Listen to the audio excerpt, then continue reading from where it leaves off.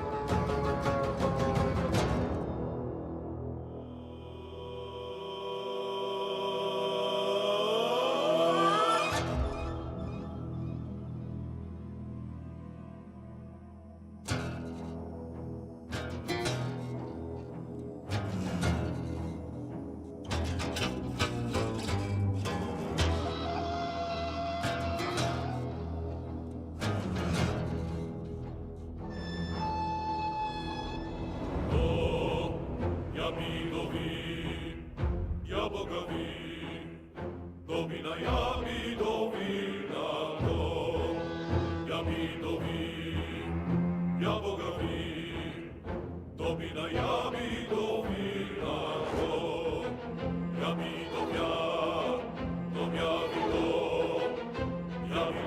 видовина,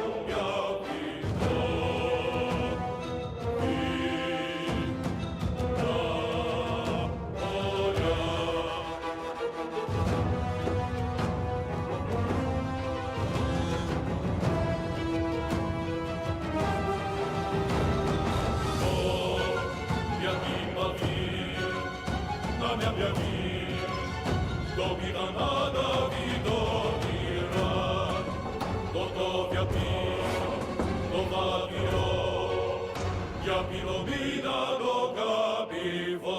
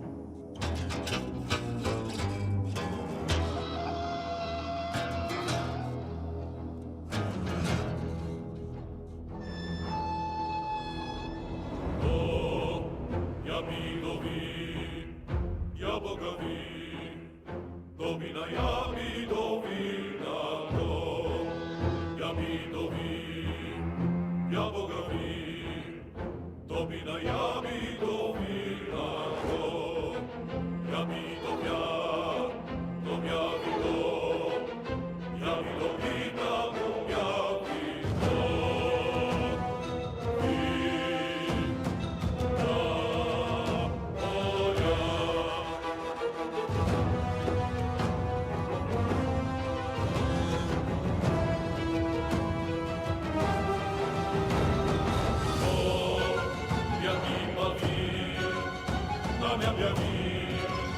domina nada vidovira, gotovja novavio, Pilomina do capivo.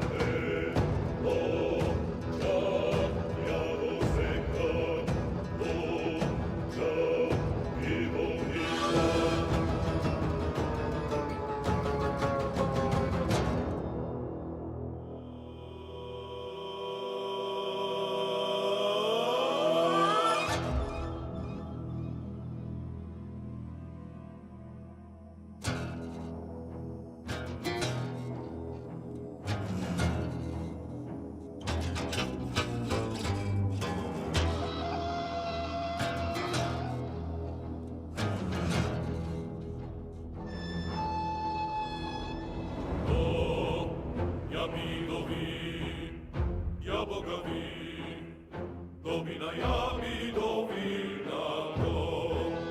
Ja Midovin, ja Bogavin, Domina ja Midovina to. Ja Midovja, Dom ja Vido, ja Midovina, Dom ja Vido.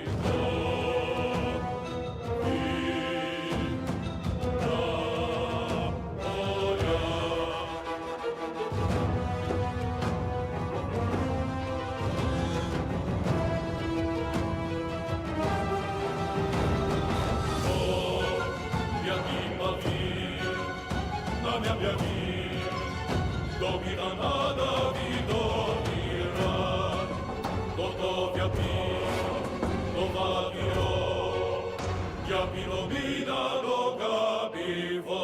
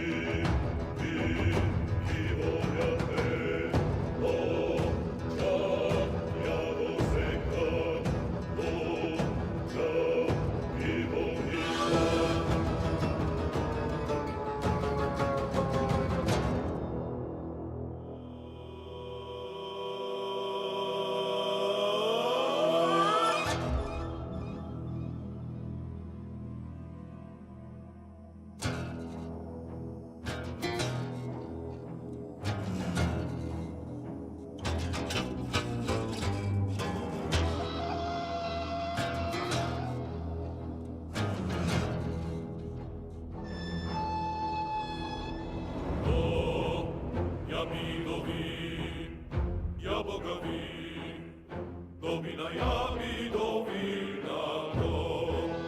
Ja Midovin, ja Bogavin, Domina ja Midovina to. Ja Midovja, Dom ja Vido, ja Midovina, Dom ja Vido.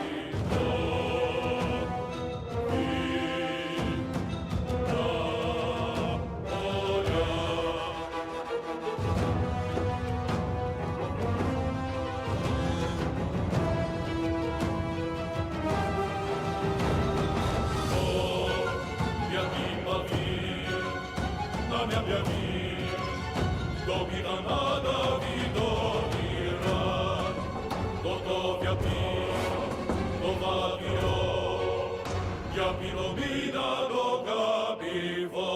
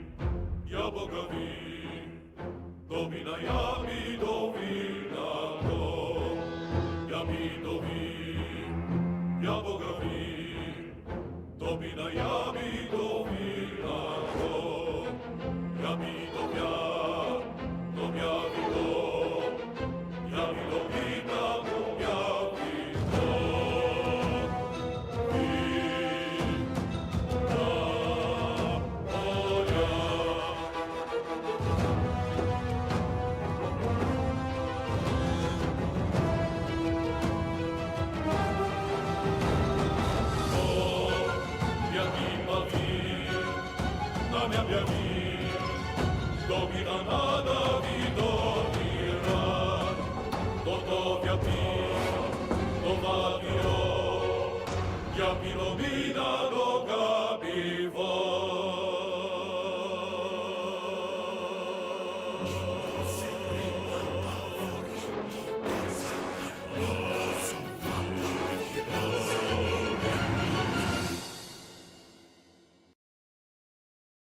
I do greatly apologize about that, y'all. Let's get on into it, you nuts.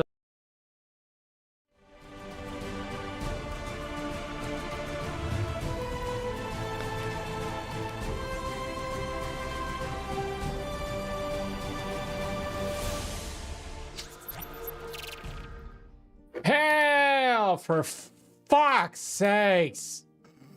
Well, at least that's a simple fix. Oh no. Hey, I'm live! I'm bad for technical difficulties all over the darn place. Makes me want to drink. But I gotta donate tomorrow, so no drinking. Oh, there, Get Grink. Hey, Get Grink, how you doing, buddy? Welcome, everybody. Welcome to Z Learns AOS. I'm actually pretty excited for this. Now, we had some technical difficulties, or not we, I had some technical difficulties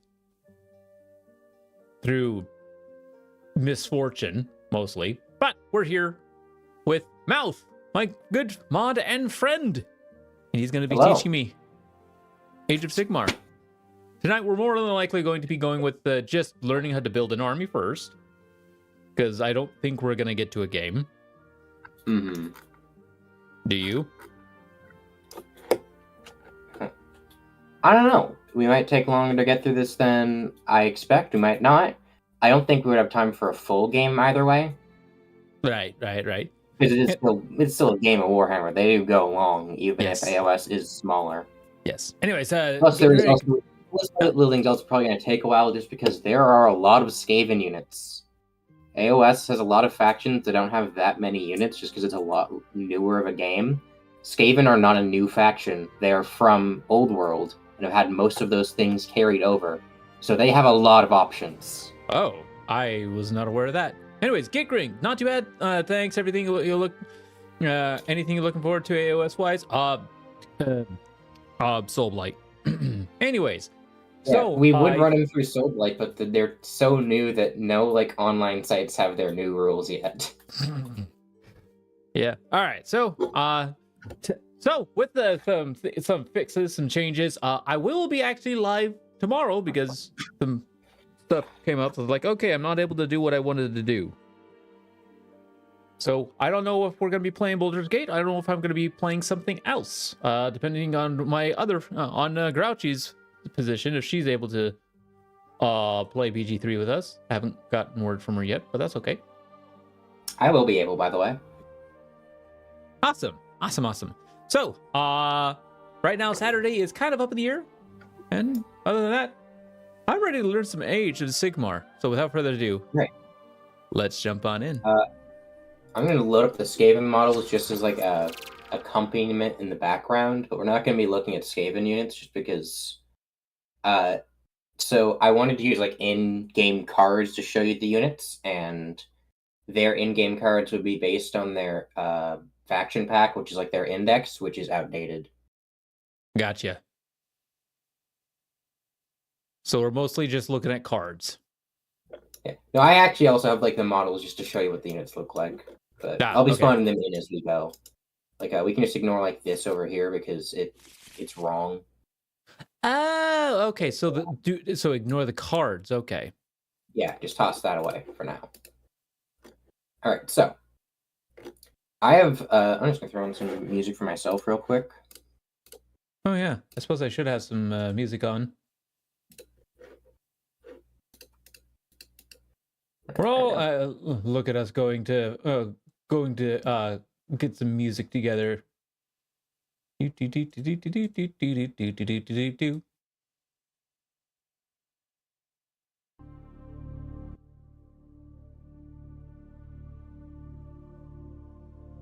right. music that I got on, it's a little quiet, but hey, it'll pick up. All right, so I want to start off just by like running you through a basic unit and showing you what the differences are between 40k and AOS on a unit. So Okay. I've got this unit of Mortec Guard from the Ossiarch Bone Reapers here. Let's wait for that card to load. Alright, so you can see that their stats are put up into a convenient little wheel up there instead of the bar that we use in 40k because they have way less things going on. As you can see, there isn't strength or toughness. This game doesn't have that. The wound roll is just on the weapon. So literally it's just, okay, I hit you on this number and I wound you on this number. Correct. There's also no morale. There isn't battle shock. We're finally free.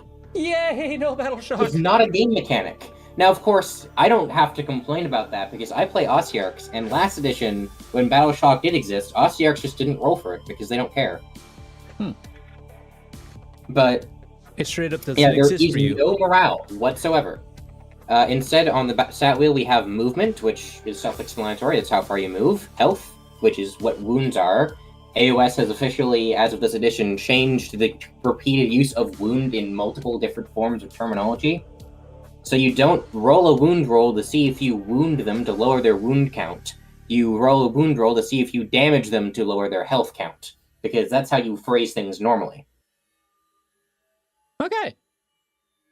Alright. As you can see, they have some abilities on the weapon here. Anti-charge, +1 rend, and crit 2 hits. This is just like the equivalent of things like lethal hits, except for they phrased it in a way that it doesn't have a different wacky name for everything.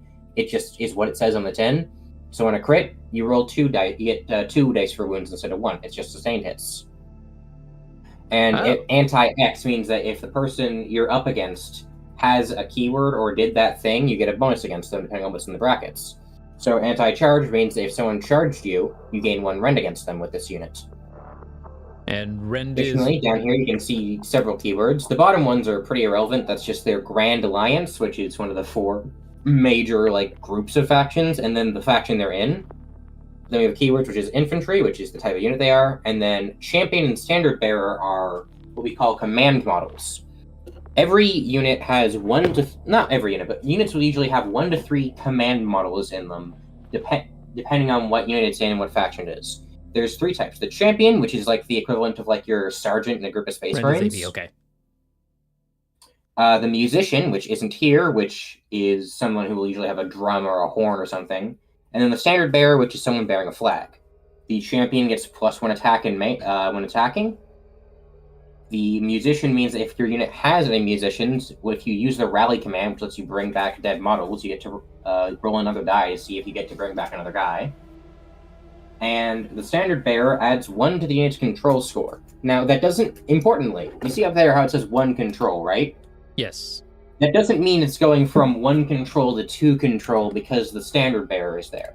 It means that once they're on the objective, you calculate how many there is. Let's say they're all 10 are on the objective, so that's 10, and then you add 1 on top of that. This is important to note that there's a lot of abilities that are add 5 to this unit's control score, and on first reading that sounds completely insane, but no. It just means add it to the final score, not the SAT. Okay, so yeah, control is basically just the OC of each model. And then finally, you can see on here they have a ward of 6 up. That's the equivalent of a Feel No Pain. It's just mechanically a Feel No Pain. Notably, this game doesn't have invulnerable saves. The only defensive traits you can have are your health count, your save roll, and your ward, if you have one. There is no invul save. The only exception is that the entirety of the Night Haunt faction completely ignores Rend, which is AP, because they feel like it. They're not real, they're ghosts. So what would a sharper sword do? I mean, thematically that's on brand. That's on theme, I guess. And usually they also have a 6 aboard themselves, because I believe every single death faction does, just because how do you kill something that's dead? It's harder to do that, so they get a ward. Oh, okay. And and then you can see on here, various units will have the passives or other abilities listed on their thing that will usually have triggers if they're not passives. Now, everything in this game is legally some kind of ability. Even the fight thing is an ability, Like, even fighting in the fight phase, you use the fight ability that's just core to every unit. I'll run you through, like, the actual, like, ability you can use in each phase later. Okay. As you can see, they have a passive here, which is one of the few abilities that you don't need to actually manually trigger, where this one does have a trigger, at least. If this unit didn't move, they ignore all modifiers to save rolls, so they also ignore rend if they didn't move. Though, I don't know why you wouldn't want them to move. I guess they're standing on the objective? That they had to walk over to get to the objective, so... Oh, Makes side note sense. about objectives, just in case I forget to mention that later. Objectives are always sticky in this game. There's no such thing as a unit having sticky objectives. Everyone does. Oh. You capture an objective, you can walk away so long as the opponent doesn't claim it. Alright. So... Okay, I need to change some binds later, because I just realized I have delete on my keyboard set to pause my VLC media player. So I went to delete those models, and it just paused the music I'm listening to. Uh-oh. Alright, now I'm going to run you through a hero. So, this is a Skull Taker. He takes skulls. Just waiting for that card to load. As you can see, this is a Demon of Corn. This is actually a unit in 40k too, of course, but it works differently there. So, an important thing to note. In AOS, there isn't attached units. Your hero is off on their own. And they just have to ball. But heroes are usually pretty strong as to where, like... They're not, like, going to solo, like, everything. But they can hold their own. And you can have some pretty punchy heroes. To avoid getting your heroes absolutely just sniped instantly by some of the few ranged armies that exist in this game, there is a thing called... I forget what it's called in this game. I believe it's Guarded Hero. I just call it Lookout Sir, because that's what it was called in 40k, last edition. Trying to find the actual phrasing of it real quick. Give me a moment, please. Mm-hmm. I have the actual physical rulebook with me. Well, a smaller one. It's just the rules. I bought both the rules when they came out and the General's Handbook, and then I found out that the General's Handbook has all the rules.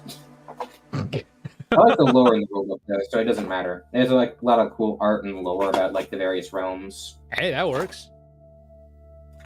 Where is... I swear... This does exist. I know this exists. It Where exists, is it? chat. Believe in him. Believe in him. Maybe if I go to the glossary? Guarded Hero... Page 25. Am I blind? Wait. Why isn't that in the core rules section? Page... It's telling me page 25. I think it means of the actual original rule. No, it's not page 25, it's... section. Section 2.5. I'm a fool. He's not a fool, chat. Believe in him. He'll find it. Where is section 2? Am I blind? Did I misread this? I'm sorry for taking so long on this. I should have prepped better. You're good. You're good. 25.0. Okay, that's what it is. 17. 18.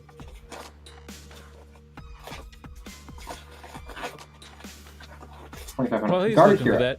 that. Those of you who those of you who play AOS, what are your factions? Okay, Grink, you play Glue and Spite?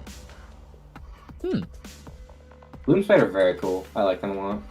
Alright, so, Guarded Heroes. All heroes that are not monsters or war machines, which are the equivalent of vehicles in this game, just because there's a lot less of them for obvious reasons, have the Guarded Hero passive ability. If this hero is within the combat range, which is 3 inches in this game, of a friendly unit that is not a hero, that's engagement range, by the way, you have -1 to shoot them, and if they're infantry, you can't shoot them at all unless you're within 12 inches of them. So that's what's preventing heroes from getting sniped off the map by a ranged unit, like, instantly. Ah. That and ranges are just smaller in this game, and guns are weaker in this game, because this is a more melee-oriented game, out of the nature of the fact that guns barely exist in the setting. They do exist. There are factions that use them, but they're not bolt guns, they're black powder guns. So they literally have, like, one shot. Yeah. Some of them have more. I mean, they've invented, like... There are, like, ranged-only armies. Like, there is a Tau equivalent. They're just... Guns aren't nearly as good as Taus. That would be the Caradron Overlords. They are all dwarves, they are steampunk, and they ride flying boats. Very cool. Of course. Alright, so, as you can see, I mean, this is a Khorne hero, so it's also going to be a little souped up, but Khorne units, heroes tend to have a bit better stat blocks than regular guys. This guy is 6 attacks, 2 up, 3 up, 2 rend, 2 damage. Important thing to note, damage cleaves in this game. If you hit a unit of 10 scathing with an attack that does 10 damage, that unit is dead. Oh. Everything cleaves, it's great. Oh. And also, so this has the ability to crit mortal, right? So you know how devastating wounds in 40k, you have to roll 6 to wound to do them, right? Yes. Now In this is just AOS, a hit? to hit. If you roll 6 to hit with a weapon that says crit mortal, you skip the wound roll, you skip the saving throw, and you just do mortal wounds. Huh. Mortal damage, sorry. Also, the Alright. Caradron Overlords have a hero who has a mustache as a gun. I'm sorry, what? I don't remember the mustache gun, but that's awesome. I know that in last edition, they had a hero that could just steal your relics. Wow. Like, if you had a relic enhancement, he could just walk up and take it from you, and now you don't have it anymore. And so, Hilarious. as you can see, so this is an example of a passive that would activate, if to actually activate yourself. So in the combat phase, you declare this, pick an enemy hero that is in combat with this unit, and for the rest of the turn, while you're in combat with this unit gets strike first, so it gets to fight before everyone else, but it has to target that hero. Ah. And then every okay. time it kills a hero, you get an initial blood tithe point, which is Khorne thing. It's part of the Khorne rule. Very cool rule, I should. Khorne's a Alright. cool faction. Anyway. So, for clarification, so like this specific model Mhm. for like the whole cleaving thing. So if I make six attacks and 3 of them go through, and that's a total of 6 damage. So you're saying each. So if I kill. If you're fighting a unit that has 1 wound each, that will kill 6 models if 3 attacks go through. Oh wow, jeez. Okay. So my mind. Damage usually doesn't get to be as high in AOS because of this. You won't have weapons that do d6 damage unless you're looking at like Mega Gargants, Okay. which are literal giants, or if you're looking at like your faction's like super mega model, like Nagash might have one. I don't think he does, or Kragnos the Empires, I believe, does. Huh. He is 1,000 points for context. Well, Or obviously, nearly. yes. Yeah, sounds like it. Alright. Also, some other things to note, just off of this while we're here.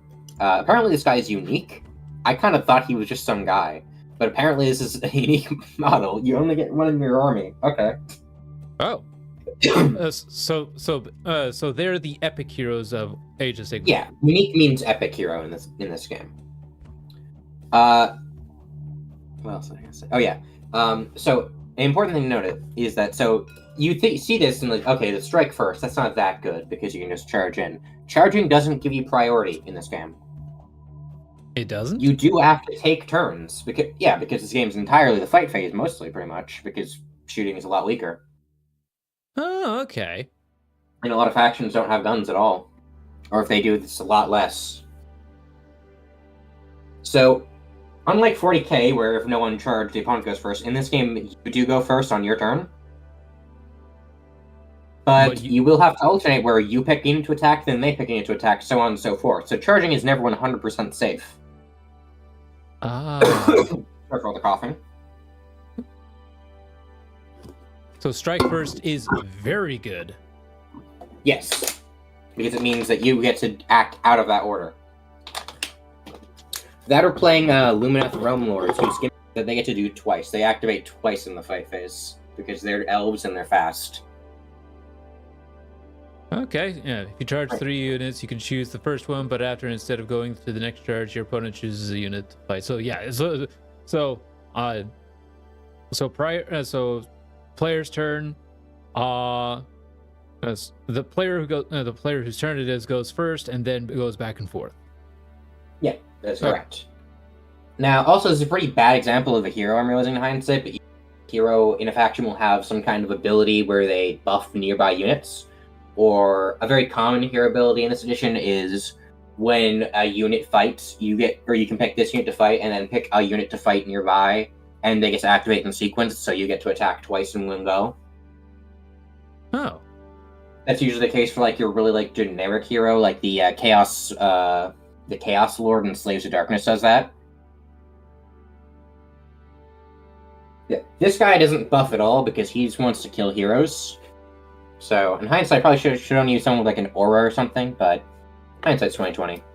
Hey, all right, now I did the thing again. I hit delete again. All right, now I want to show you the average wizard.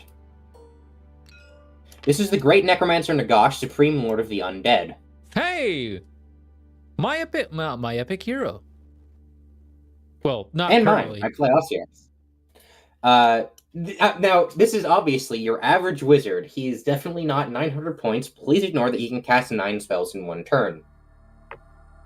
Okay, ignoring the obvious joke spawn I did, I'll get you a regular wizard to show you an example, because that's a lot going on over there.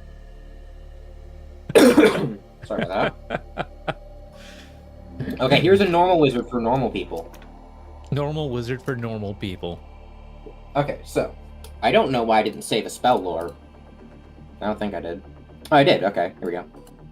So, with a wizard, I'm just gonna flip this over for now. We don't need to talk about it just yet.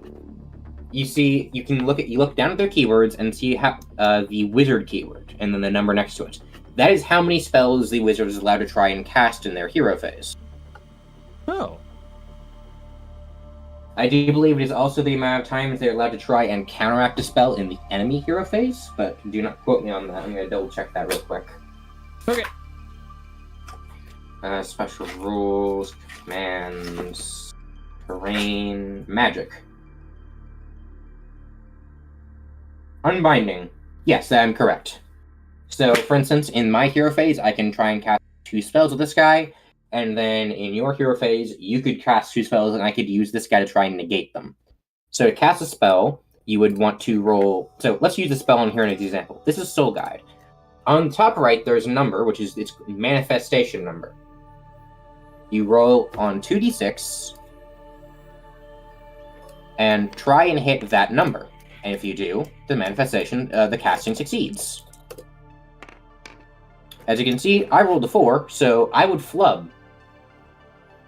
Okay. And I would feel very sad. So you have to hit that number in order to be able to cast your spell. Or better. Now, note, if I were to roll 2 1s, I would take D3 mortal wounds damage. D3 mortal damage.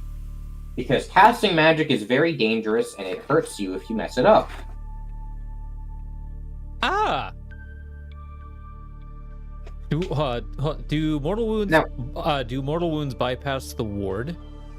No, they do not. Okay. The ward can be used to negate any kind of damage unless something says ignores a ward. Ah, I don't think many things in this game do that. Well, y'all, I see myself rolling snake eyes a lot when I'm casting spells, knowing my luck. Now, as you can see, this guy can cast 2 spells per turn, but you can't cast the same spell more than once in a turn, even with different units, unless the spell says unlimited. Now, not every wizard has a spell on their datasheet, and that's where the spell lore comes in. Every faction comes with at least 1 spell lore. Some will have 2, most don't. I think only Zinch has 2 right now. And you pick 1 when you're making your army, so you just pick the one you have usually. And these are spells that every single wizard in your army will gain access to. One of them has the unlimited trait. That means that you can cast that one as many times as you want, so long as you're not doing it with the same wizard. Oh. So I could cast Soul Guide and then Empower Naderite Weapons with this guy, and then I could have Nagash over here cast Empower Naderite Weapons, but he wouldn't be able to do that again. Yeah, sorry about this coughing. I need to get some water real quick. Yep, We'll do that after the next one, Wizardry. Nagash gets away with having 9 spells because he has a spell that specifically says he's allowed to keep doing it over and over. But But I couldn't have Nagash cast any of these spells, even the unlimited one, 9 times in a row. Gotcha. Because that's simply not how it works. You can only do a spell once per wizard, and you only do a spell once per phase, and an unlimited spell once per wizard. There's also priests. I don't know if I saved any priests or anything. I did, okay. Priests are like wizards. Except instead of spells, they have prayers. Prayers, and so when you cast a prayer, or I don't think cast is technically the word for it, let me check the word for it. When you chant to try and create a prayer, you roll 1d6. I was about to and make try that to joke. hit the number on there. I'm going to roll until I don't get a 1. I'm going to roll until I don't get a 1. I'm going to roll until I don't get a 1. Okay, great. So, as you can see, there is a much smaller number on the top right here, because this is expected to be cast with 1d6. But, if you don't hit the number you need with a priest, that's okay. Because then they will get a number of chanting points. Or prayer points, or something like that. I don't actually remember their exact name off the top of my head. Ritual points, okay. It'll get a number of ritual points. So for instance, I rolled a 2, and now this schmuck here has 2 ritual points. And then I roll again next phase, I get a 5, that takes me up to 7, which is enough to cast Forge Fire here. So then Forge Fire would happen. Oh. So priests generally have harder to hit casts, just because they only have 1d6, and only get like a 4 or higher usually. But if they don't hit it, then next phase they'll be very likely to hit it, unless they roll the 1, in which case they lose their ritual points and then take damage. Huh. Actually, no, they don't even take damage, they just lose their ritual points. Oh. And then additionally, every single prayer has an ability where if you get like double the value that you would need to cast it normally somehow, you get a buffed version of it. This will usually never come up because you would have to, like for example with this one, to get that, when you're trying to chant, you have to roll like a 4 and then a 6, because a 5 or higher would just get you it normally. A 4 and a 5 wouldn't be enough. I don't think you would have to necessarily cast it, but yeah, you don't have to necessarily activate the chanting roll. Like this is the chanting roll. You could just save up over multiple turns, but you would never really do that. So you can usually just ignore the bonus at the bottom, but sometimes it will come up and you'll feel really cool when you get an extra little bonus of boosted prayer. Alright. And then finally, there are manifestations. These are a mechanic where you can... So, what if you could just summon units? What if you could just make a unit? This is the stupid ball. I don't know why I didn't... Oh yeah, I didn't grab the dash sheet for this because it's not on here. It's only really on, like, Wahapedia. I would show you a visual example of it, but that's not on the table. I can just tell you what it has on its dash sheet because I have the endless spells here. So, a manifestation is a spell or prayer taking physical form as a model on the field. Whenever you pick your spell lore, you also pick a manifestation lore, which will, so you can some factions have their own, but usually you'll pick a generic one, and this will give you a few extra models you can use to summon with wizards or priests. Though priests, you would have to have a specific one that can be summoned with prayers. None of the generic ones can. So, for priests, you would need faction-specific ones. Oh, okay. This is the Purple Son of Shyish, which I've affectionately named Stupid Ball. So, a manifestation is a lot like a unit in that they have a movement characteristic, health, a save characteristic, so on and so forth. Well, they don't always have a movement characteristic, but they usually do. But instead of control, they have a slot on their wheel labeled Banishment. It will have a number, for instance, the Son of Shyish is 7 up. And on your turn, if your opponent has a manifestation, you can try and dispel it with a wizard, and then roll 2d6, and if you succeed, the manifestation is instantly destroyed.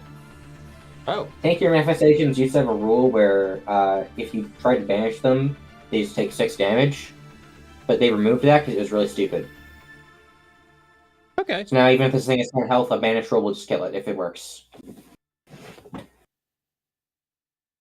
Now, Usually a manifestation will either have some kind of passive ability or activate ability that will give buffs or debuffs around it, or, in the Son of Shaiich's case, it can just attack people. This thing is a melee weapon. It just walks up the field 8 inches, does 2d6 attacks with 3 hit, 3 wound, 1 rend, 1 damage, and crit mortal. I mean, looking at him, like, he is a melee weapon. Yeah, so this is the sun. You were throwing the sun at them. Oh, yeah. Oh! This is the sun of the dimension of death. Oh, okay. That's interesting. Now, you can only summon 1 manifestation per game? No. You can summon as much as you want. You can't summon dupes out at the same time, but I believe once it's died, you can just bring it back if you want. Ah. Don't quote me on that. Let me check real quick. Just gonna double check that. Either way, your spell lord usually has like 3 to 4 of them, so you'll have enough. You'll have plenty.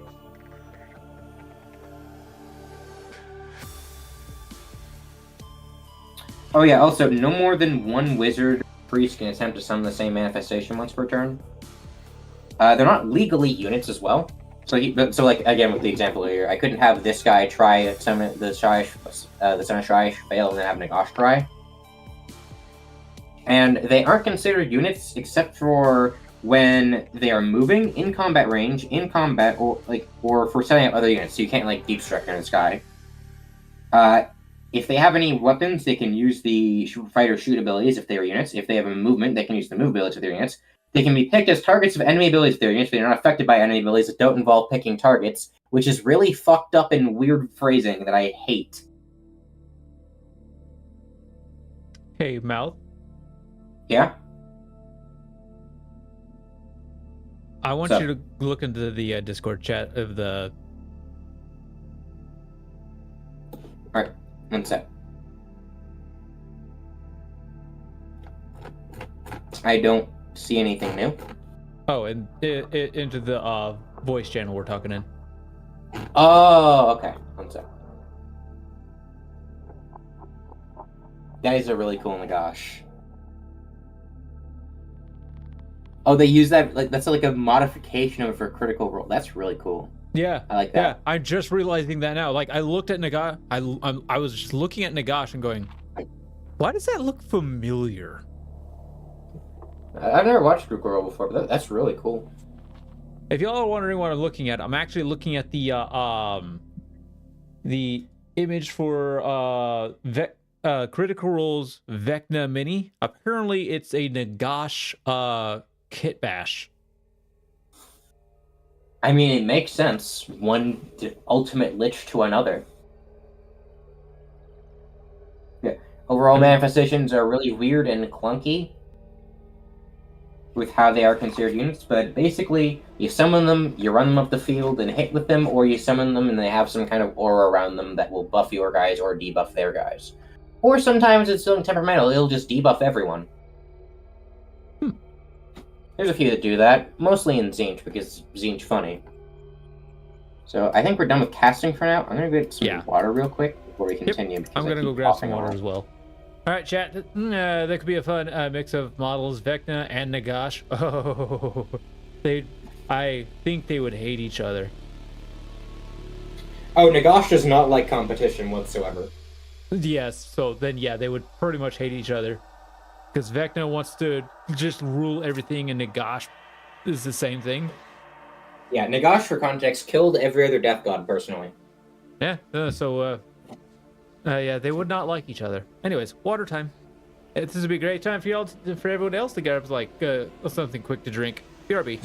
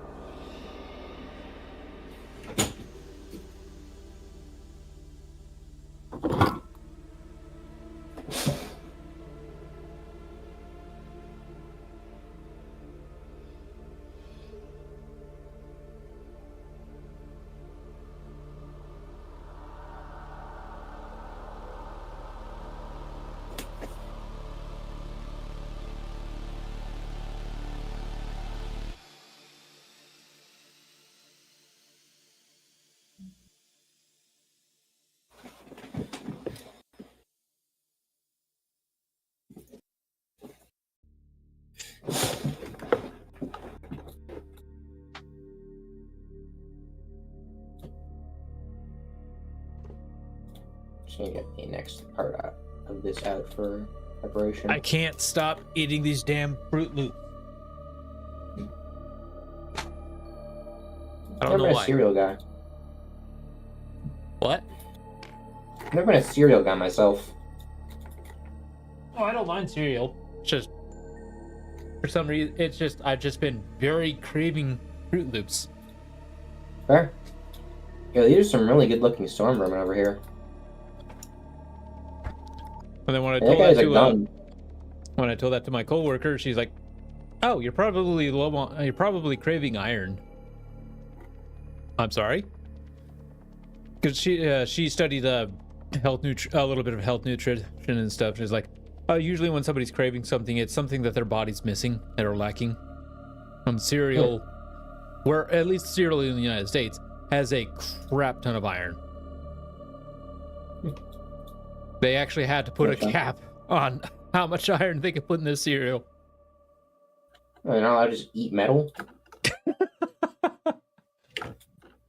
Side note, I find it really funny that this model here has a gun that is a unit with only melee weapons. Skaven's one of the few units that armies that actually has range. I think it's the only one that Chaos has where it's like they have a lot of ranged options, but...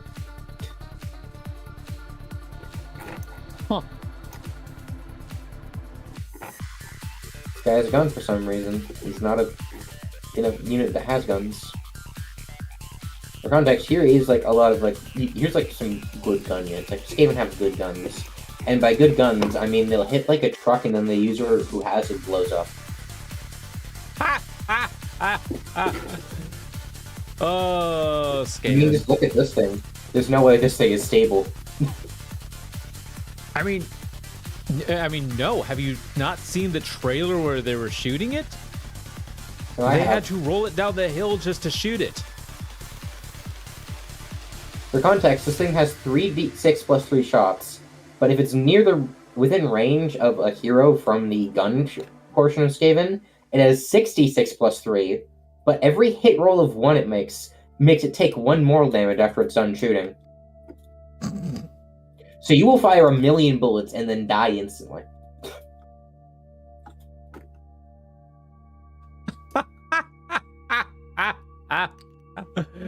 Wow. Oh yeah, they put the warp lightning vortex like actually properly spaced out manually, like automatically for you. That's really nice. This is one of their endless spells, by the way. Manifestations. Ah. This is theirs over here, and then this is their faction train, which I was going to inspire off the break. Oh, we're off the break. Alright, wanna go back to learning? Yeah. Alright, cool. So, this is faction terrain. I apologize for using so many Ossiarch examples, it's what I know.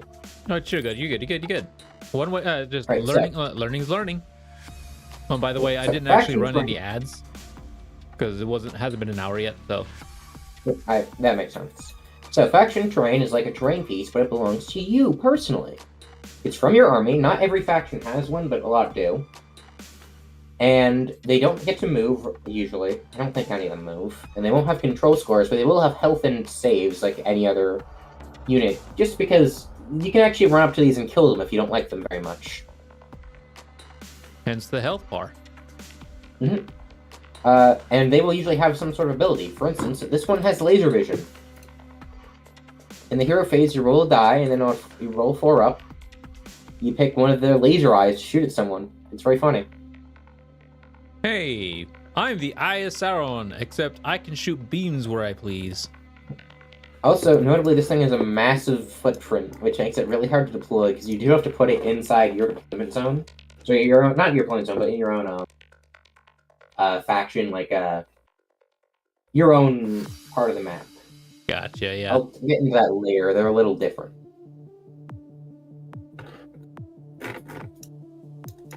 Notably, you have the gnaw hole, which is a really important part of your army because it's like your core rule. The Skaven have deep strike, but they have to come out of gnaw holes to do it, and you'll get to like spawn more gnaw holes as the game progresses. Oh.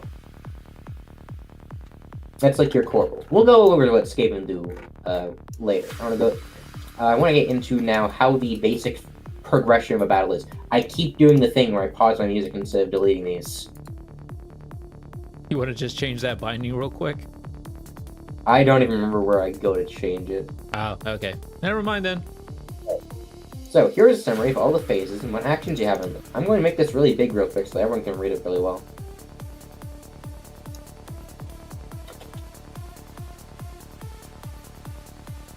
There we go. That should be good. So this also has all your commands. Commands are actually a little different in this game. So in 40k, every turn you both get a command point, right? And those stay in between turns. In AOS, at the start of the round, you get several command points, and at the end of the round, if you haven't used any of those command points, they're just wasted and gone. Oh. Additionally, factions don't have their own commands generally. Some of them will have abilities that cost command points, but most of the time, you're using these, and that's it. Oh. So, at the start of the turn, you pick a battle tactic unless you are the person who went last. Because at the start of the round, you roll off to see who goes first again. Ah. So if you went second first round, and then win the roll off on the second round, you can go first and take 2 turns in a row. But if you do that, you don't get a battle tactic that round, so it balances out. Huh, interesting. They do refresh additionally, back you to can the full activate, amount like, in the new battle round. Oh, okay. Thank you, Git. Yeah, they refresh every round, but if you don't use any, they're gone.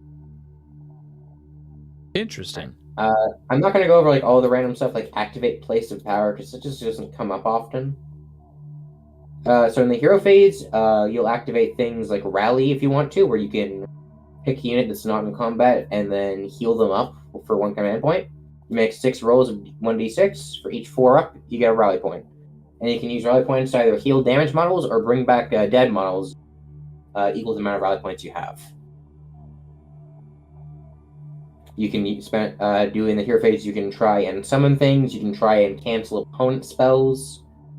You can try and cast spells yourself or prayers, or you can spend a command point to cast a spell on the opponent's turn, but you have -1 to your roll.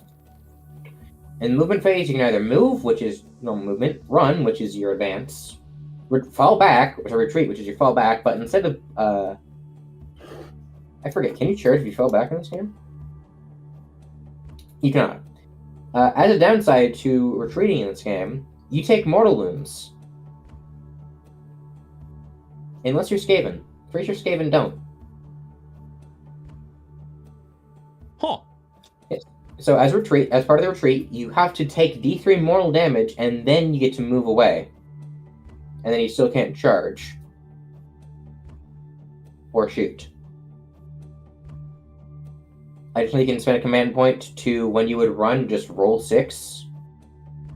And you can spend a command point in the enemy movement phase once they're done everything to roll a d6 and then pick a unit to move that amount. Additionally, if you have the fly ability on your unit, that just lets you move over things as if it wasn't there. Okay. In the shooting phase, you can either shoot, or if it's the enemy shooting phase, you can shoot but have a -1 to hit, and it has to be the closest unit. This game's equivalent of Overwatch. Overwatch isn't in this game otherwise. In the charge phase, notably, you are allowed to use a command point to reroll your charge roll because there is no CP reroll. You can reroll the charge roll, but nothing else. And you can also do a counter charge for 2 CP. Charging, notably, you have to end within ½ an inch of the enemy, but you cannot be within 3 inches of the enemy unit because that is combat range. That's already engagement range. So you can't charge. You'll never have a guaranteed charge unless you have like a +2 or something. Because you always have to roll at least a 3. You don't have +1, sorry. You always have to roll at least a 3. Okay. In the fight phase, you fight, you pick a unit that fights, pile in, and then attack. There isn't consolidating. And then at the end of the turn, if a unit that charged, how does power through again? Right? Yeah, you pick a unit that charged, and then an enemy unit that you're in combat with, and if your health is higher than theirs, you can do mortal damage and then move away from them. Because you're just running them over. That's like all of like the main commands aside from there's also all attack and all defense. All attack is when you're attacking, you can add +1 to hit. And all defense is when you're being attacked, you can add +1 to save. Pretty simple. You can only use a command once. You can only use each command once per phase, so you can't just attack over and over. Okay. Like like in 40K. Yeah, and that's what I did to cover for the phase regression. Right, where was I going to go next with this? Right. So, I already talked about command points. Deployment is... So, this game has something called regiments. When you're making your list, you create your units in regiments. So let's say, for example, I want to take a unit of clan rats. I can't just put them in my list. They have to be in a regiment with someone. So, first you have to pick your general, obviously. So let's say it's this guy over here. I don't know his deal. And then he'll have a list of units that he's allowed to have in his regiment. So let's say, hypothetically, clan rats are in that. I can now add a unit of clan rats into his regiment. And then maybe some plague monks too. I don't think this is legal, like this specific combination. Let's just say it is for the sake of this example. Then, when it's the deployment phase, when I go to deploy, I deploy his whole regiment in one go. They don't have to be near each other. They can be wherever they want. But I deploy all of the units at once. Oh, okay. Okay. Your general's regiment can have, I believe... Let me just double check it, actually. So it's... okay, so you're not deploying unit by unit, you're deploying regiment by regiment. Yes. Your general's regiment is allowed to have 4 non-hero units alongside the general, or at least 4 non-leader units of that regiment, and then also the leader of it. But non-general regiments can only have 3, so I can't have 80 clan rats and then in like one regiment unless that is my general's regiment. Speaking of. Another important part of list building, there is no rule of 3. You're allowed to put as many clan rats as you want in that list, buddy. Okay. You are allowed to bring as many duplicates of the exact same unit as you want. This is because Age of Sigmar players are sane and don't abuse this to create terrible meta-breaking lists. Now, I say that, but when the edition first came out, I decided to make a spiteful list for Soul Blight where I just spam zombies. Because people were talking about how minimal regiments is the meta. And I was like, okay. Yeah, your list was like 6 Varangard, which is very cool. I'd love to see it try and kill all of these zombies that it is literally unable to kill in time to win the game. That was like a random spite list to me, but most of the time you're not going to have people spamming the same unit over and over and over, unless it's like really funny to do so. That sounded funny. Yeah. Zombie spam is a legitimate thing you can do in Soul Blight, or Skeleton spam if you want, and it is very fun. Sounds funny, and it sounds very, very Necron-y. Yeah, no. It is the Silver Tide. They're just doing it with zombies and skeletons instead of robotic skeletons. You're doing with literal zombies, a hell of a lot less than the not Terminator zombies. Yeah. Egyptian Terminator zombies. Now, notably, not every hero can have every unit in its regiment. For example, let's take this Master Molder here. Skaven are actually a really good example of how regiments can be split up, because they all have... So they're already a multiple-pronged army. There's like the gun prong, the plague prong, the like mad scientist prong, the rats, the assassins, etc. So, for example, this is the Master Molder. He is the hero of the clan's Molder. So when you're making his regiment... Monks. No, that's the clan's Pestilence. He would be able to take things like Brood Terrors, or Hellpit Abominations, or Rat Ogres, wherever they are. Rat Ogre. Where's the Rat Ogres? I know they're in this edition. Storm Fiends, sure, let's say same Storm Fiends. Those are clans, those are clans Molder. Oh yeah, here's the Rat Ogres. He'd be able to take things like this. When rat swarms were a thing, you could also take rat swarms. I once made a list in 3rd edition of AOS that was just, like, entirely rat swarms and then 1 Master Molder. And now this is 4th edition? This is 4th edition. Okay, I keep getting those Rat mixed up. swarms don't exist anymore. They were literally just like regular rats, by the way. They were an old fine cast model that no one cared about, so they're not here anymore. I thought they were funny though. So the Master Molder can take things like this, but he can't take things like Plague Monks because they're not in the same clan. Almost every faction is going to have restrictions like this in their regiments, but Skavens are already like divided as is, so it's easy to determine what the restrictions are. Some things will also be able to be taken in a regiment if they are a hero, just so you can bring more heroes, because this system does limit it a bit. I can't really think of... I don't really have, like, the... I'm gonna open up the Skaven points, like, the points real quick so I can see what would be a valid example for this. Skaven. There we go. Okay, so... Some regiments will say, like, you can bring something along with them. For Skavens, for example, it's the Skaven Overclaw, and then some heroes are considered a Skaven Overclaw and are allowed to join a regiment if they were not a hero. So, for example, let's take this Master Molder again. Well, he can join a regiment as a Skaven Overclaw. So now let's say I have Critic Fireblade over here.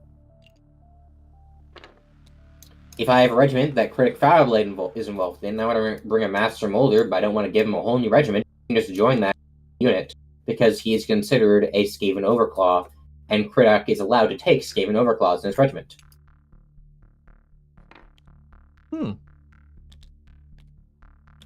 Alright. Finally, with list building, there is auxiliary units, where this isn't something you'll do often, but sometimes you want to put something in a list, and there's just not room in a regiment. Maybe all your regiments are full. Maybe all the heroes you took don't allow that. So let's say I want this Warp Lightning Cannon, but I'm a weirdo, and I just filled my entire list with Hell Pit Abominations and Master Molders. Well, this guy can't go in those regiments. So, you can take this as an auxiliary unit, where you will deploy this on its own, as if it was another regiment of its own, except it's not a regiment. If you do this, your opponent will gain one more command point than you, however, if you have more auxiliaries than them, and most people won't be taking auxiliaries at all. Oh. Additionally, important to note, whoever is done deploying first gets to pick who goes first and who goes second, which is very important because that can set up a who gets like the chance for a double turn. So having more auxiliary units like this means that you will spend more time deploying than your opponent potentially. But it is an option you have access to.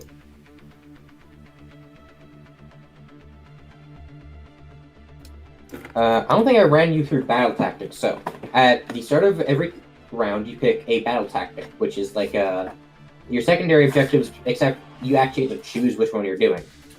There's 6 generic ones, and then there's 2 for each Grand Alliance. Skaven are Grand Alliance Chaos, because the Great Horned Rat is one of the Chaos gods. So, at the start of the round, let me just try and find this. Where are they in this book? They wouldn't happen to be where they should be, would they? They would, okay.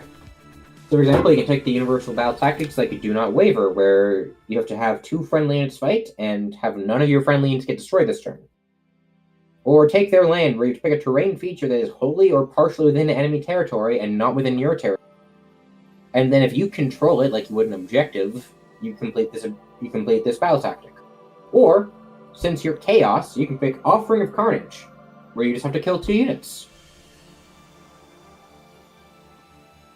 And you can't do the same one twice, so you can't just pick that every turn and win. So it has to be a new one every round. Yes. So turn 1, you could pick Take Their Land. Turn 2, you could pick Offering of Carnage, etc., etc. Okay, so when we play, there's going to be like a guide on what battle tactics are there on the table, so you don't need to worry about knowing them off the top of your head. Okay. So, I do want to show you... So, I did talk to you about not really wanting to do a 1,000-point match to teach you. Would you like me to give you an example of what a legal 1,000-point list in this game? Sure. Here you go.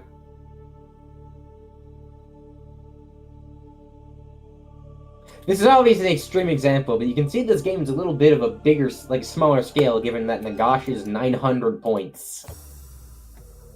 Nagash is 900, and these guys are 100. Yes. I've given some funny little text here to describe their whole thing going on. 900 point actual god. Nagash is able to theoretically instantly kill the guy who literally killed the last setting of Fantasy Warhammer. He can one-shot Archaon. Oh. At a 50-50 chance. For context, he has a rule where you have to use an ability where you take a die, put both hands behind your back, pick which hand the die is in, and your opponent has to guess which hand it's in, and if they guess wrong, their hero dies.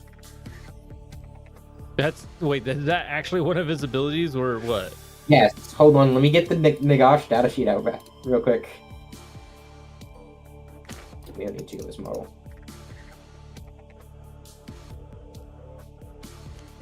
So keep going at datasheet, they're called battle scrolls over here. Hand of Dust.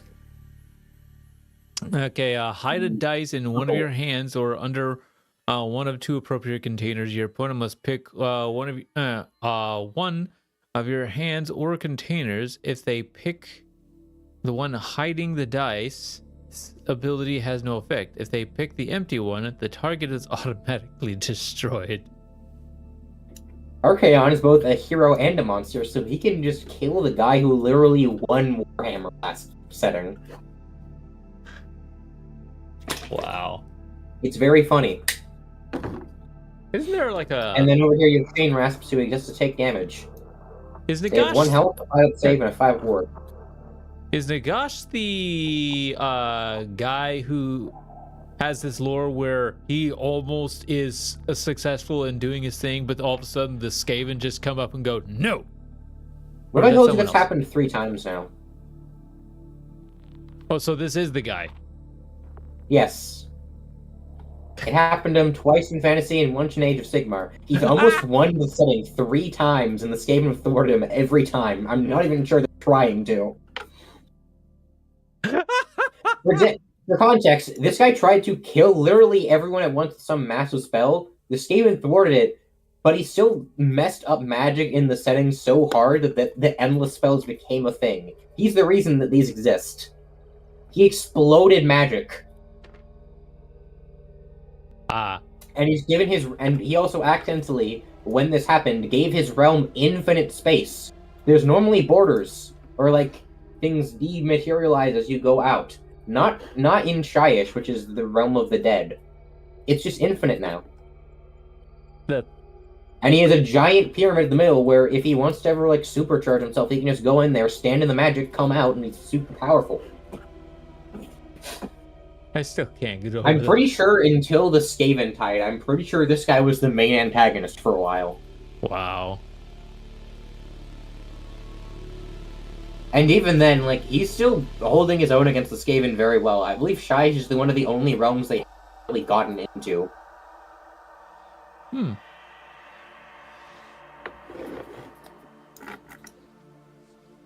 Right, so yeah. Now, this is obviously, like, a totally, like, extreme example of, like, a 1,000 point. But, like, there's a lot of factions where, like, you want big models. Like, for instance, if you were playing Caradron, they have a lot of big ships, and, like, big ships are kind of core to how they play. It's their core rule. If they don't have them, they don't have a core rule. One of their ships is 500 points. I think the smallest one's like 290. So you kind of have to field... you kind of have to field these in bigger lists than 1,000. The game's balanced around 2,000 points. But 2,000 is like close to like 1,540k. So it's fine. Interesting. Okay. You know that Death Rattle Battle Force box? Yeah. It's still available on the GW Sat for the US. It's really nice, actually. I haven't counted the points in it, but it's probably 1250 since that's what my Battle Force was for Ossiarchs when it came out. So it's over half your army right there. Huh.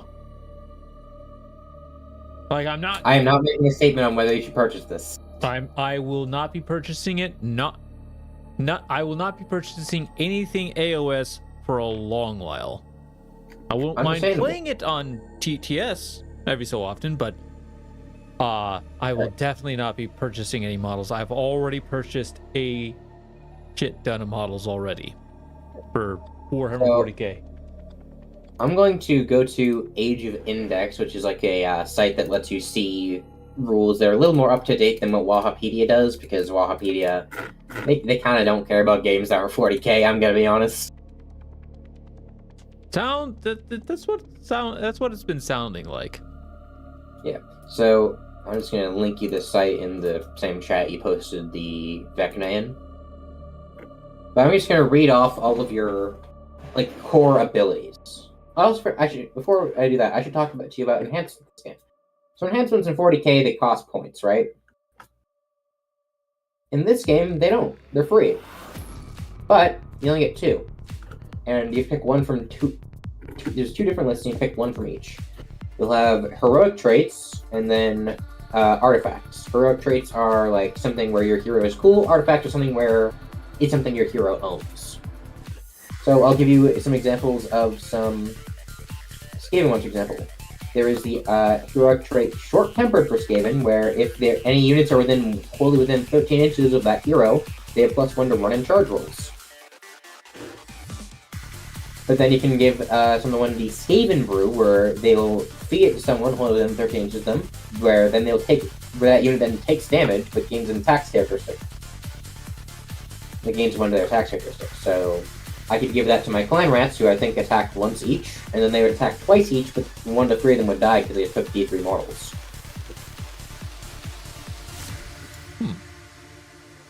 So there's 3 options in each one, so you'll pick 1 or 3 heroic traits when making your list, artifacts of power.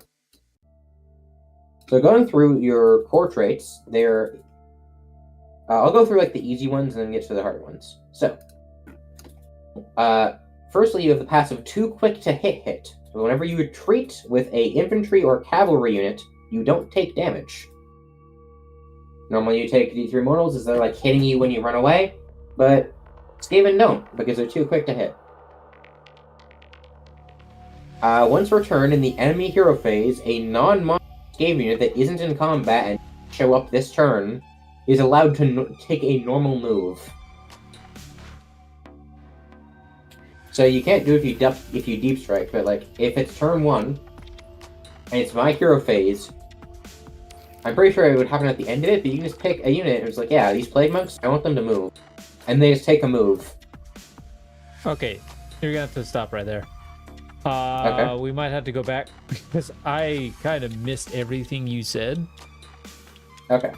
I'm trying to figure out this Age of Index. Okay, I see.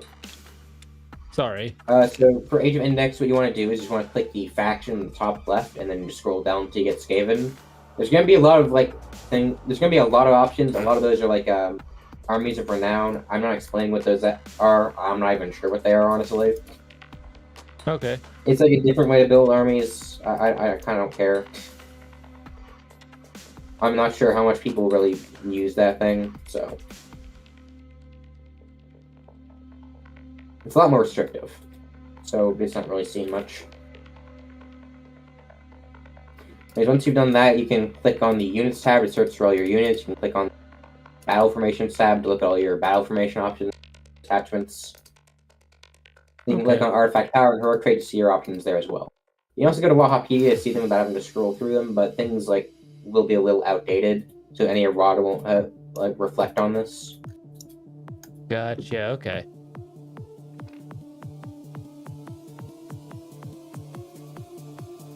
Okay.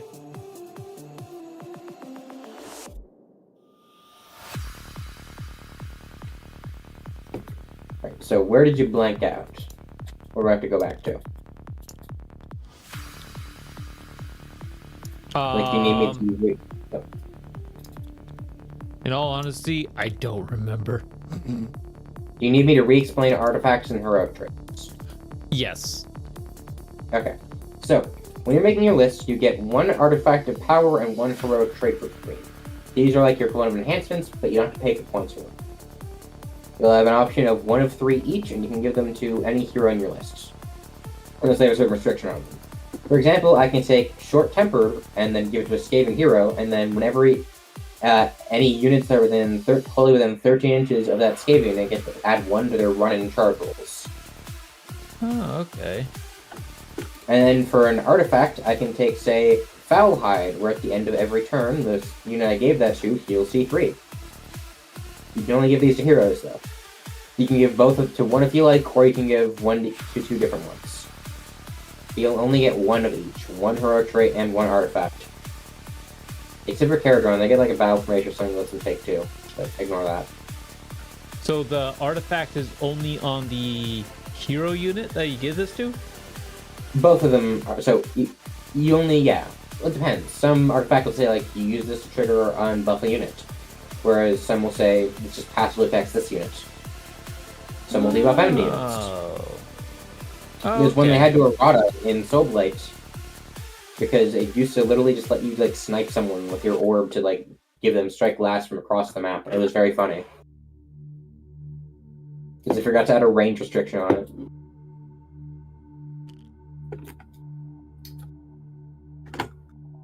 Basically, they're just like 40k enhancements, but split into 2 categories. There used to be a lot more, but this edition is... It's not as stripped down as 10th is, but it is still a little stripped down. okay. Like, for instance, War Gear... There's just not War Gear in this game. You don't really have options for, like, unit loadouts anymore. You used to. Not anymore.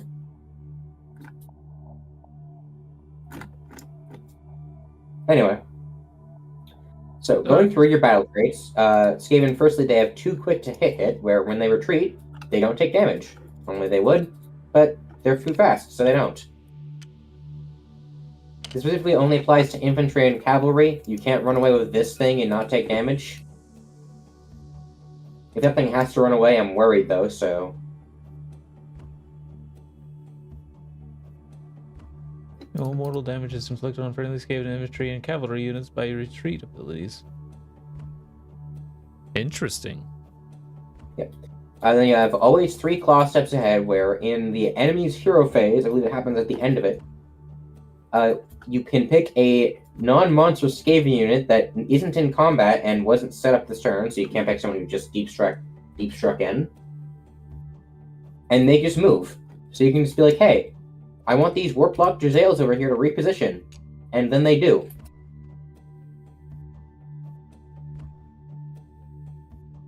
Okay. And then finally, we get to the Gnawholes. Let me see if I can get the Gnawhole data sheet up real quick, just as an example. Just to talk about it better. So, during the battle, at the very start, you can set up 1 Gnawhole. During your deployment, the same way that I would set up my faction terrain, because this is your faction terrain. During deployment, you can pick a unit that hasn't been deployed yet and put it in reserve. No, like Deep Strike isn't like a core like ability in this game like it is in 40k.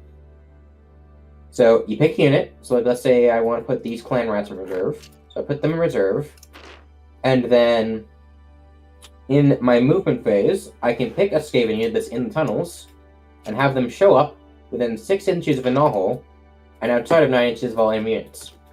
Additionally, so long as there are fewer than 3 Gnawholes on the battlefield, at the start of the round, I can pick a spot on the battlefield that is more than 9 inches away from all enemy units, 3 inches away from all objectives, and 1 inch away from all the terrain features, and spawn a Gnawhole there. So as the battle progresses, these Gnawholes will keep popping up, and while you can kill them, they only have 6 health. In fact, the Skaven player will always get to keep adding more in. You can also use Gnawholes as tunnels. So let's say I have a Gnawhole over here and a Gnawhole over here. I believe, let me just double check this. I can pick a Skaven unit that is not in combat and is within only within 6 inches of this terrain feature, and I can have them get in this one and come out of this one. I don't even think that's their movement for the turn. I think they can move before or after this. Wow.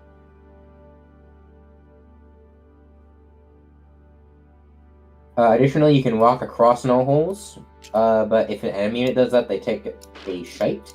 So, for context, in 40k there used to be a spell when Psychic existed called Smite, where where if it casts, you roll a d3 and do that many mortals. AOS keeps doing this thing where you'll roll a d3, and then on a 2-up you do mortal damage equal to your roll, instead of having you roll to see if you do the mortals at all, and then roll the d3 to determine your damage. This is what I call a shite, because it's like a smite, but it's shit.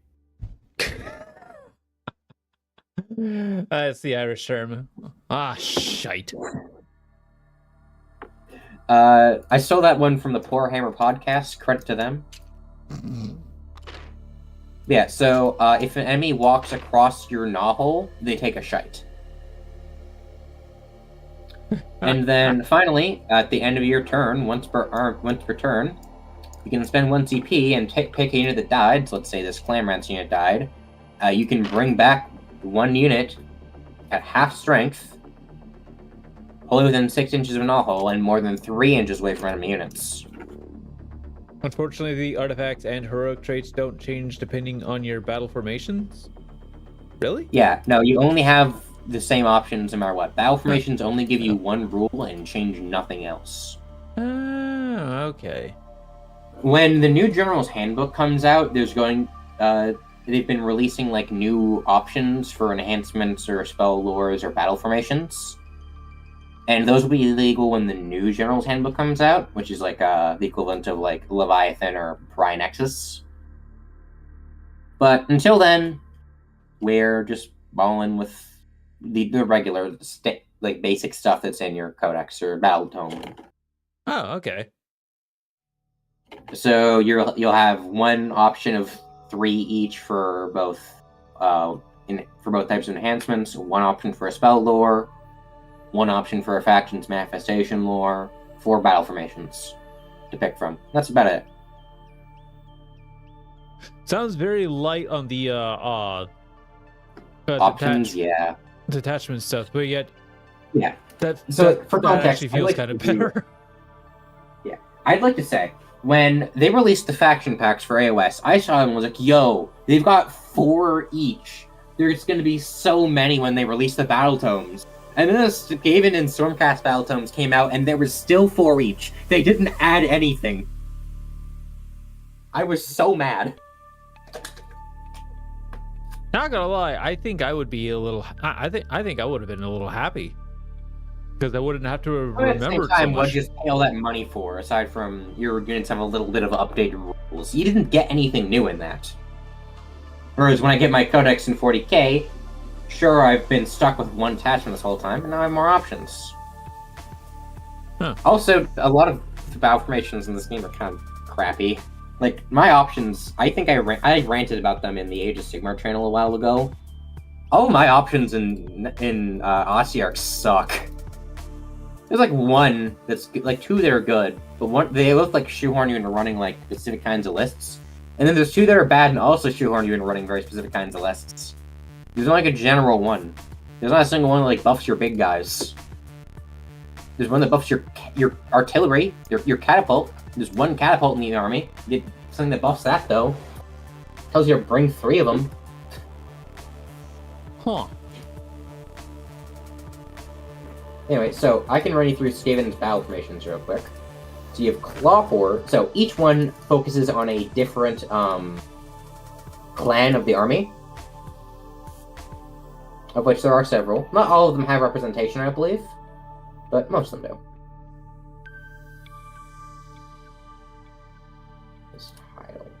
So, the Claw Horde gets the Claw Picked ability, where you pick 3 units from Clans Verminous, which are like regular rats, your clan rats, your storm vermin kind of deal. And you pick 3 of them that have charged, and they get +1 to rend. Very simple. Very useful. There's the Flesh Meld Menagerie, where you pick up to 3 non-hero Moldor units, so that would again be your rat ogres, your storm fiends, your flesh pit abominations, etc. And you roll a die for each one and apply the corresponding effect. On a 1 to 2, you take D3 mortals. On a 3 to 4, you gain +1 attacks on melee. On a 5 to 6, you get +1 attacks on melee and a 5-up ward. So that's like your big monster one. There's Virulent Procession, which is a very common one that I hate. So you pick up to 3 Pestilence units, and then for each one, at the end of any turn, you pick 3 Pestilence units, and then for each one you pick, you pile in, pick an enemy in combat with the target, and then shite them. There's a lot of factions that have this specific one. I don't like it. It's in Gloomspite, it's in Soulblight. I mean, I assume it is. I haven't read the new one, obviously. And finally, there's the Warpcog Convocation. This is based on Scryer, which is the shooting part of Skaven. During your shooting phase, you pick up to 3 Scryer units for the targets, and roll a die for each one. On a 1, you blow up. Obviously. And you take D3 mortals. On a 2 to 5, you add +1 to wound. And on a 6, you add +1 to wound and +1 to rend. I love that the name is literally, the 2 to 5 is more power, and then 6 is more power! I love repeating words. There's going to be 2 more battle formations in the next... Like in the next handbook, but for now, this is what you have. Huh. Interesting. So, which aspect of Skaven do you find cool so far? Do you like the regular rats? Do you like the plague monks? I should put everyone back that I've moved. Do you like the guns, or do you like the flesh monsters, etc.? What part of this is popping out to you for our starting point for a list? Oh, you should probably get New Recruit open. Probably have what open? New Recruit. Oh, isn't that only... I just looked at that. Isn't that just 3rd edition? No. You just have to manually add 4th edition onto your list of games. Oh. So you click add more games, and you scroll through until you see... Oh, okay. You've got every edition of Age of Sigmar, except for edition, which is basically 2 editions, because there was the starting one where it was barely a game, and then there was them salvaging it into a game. I know they had a thing in first edition for Skaven where with the Bell unit, you would roll 2d6, and if you rolled a 13 on your 2d6, you won the game.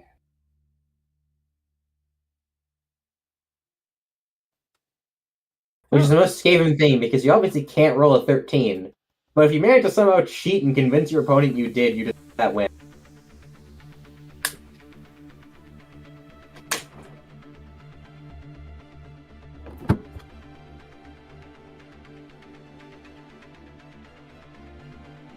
Alright, 1 second. Asking me to... Take him out. Uh-oh. What did I do?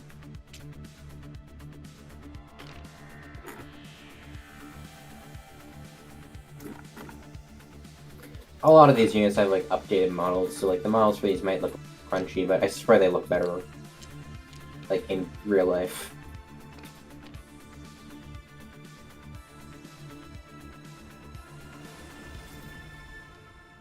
For battle formation, it's showing me that I have 6 On Age of Index? on New Recruit. Oh, on New Recruit, yeah. And New Recruit seems to have added the new ones soon. Oh, okay. But they're not legal yet, so don't use them. Ah, okay.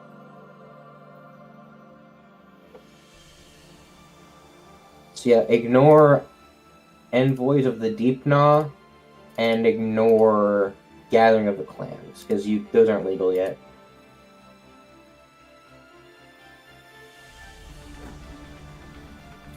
Okay.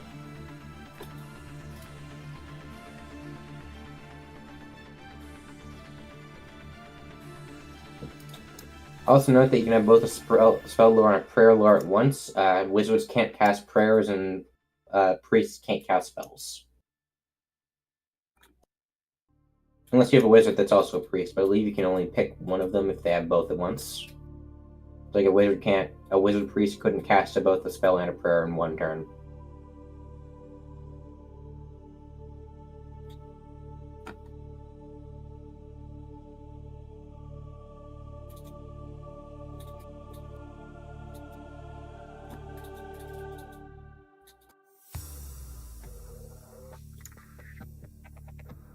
Oh dear God, this thing is. Why is okay? New recruit. Why are you being so awkward right now?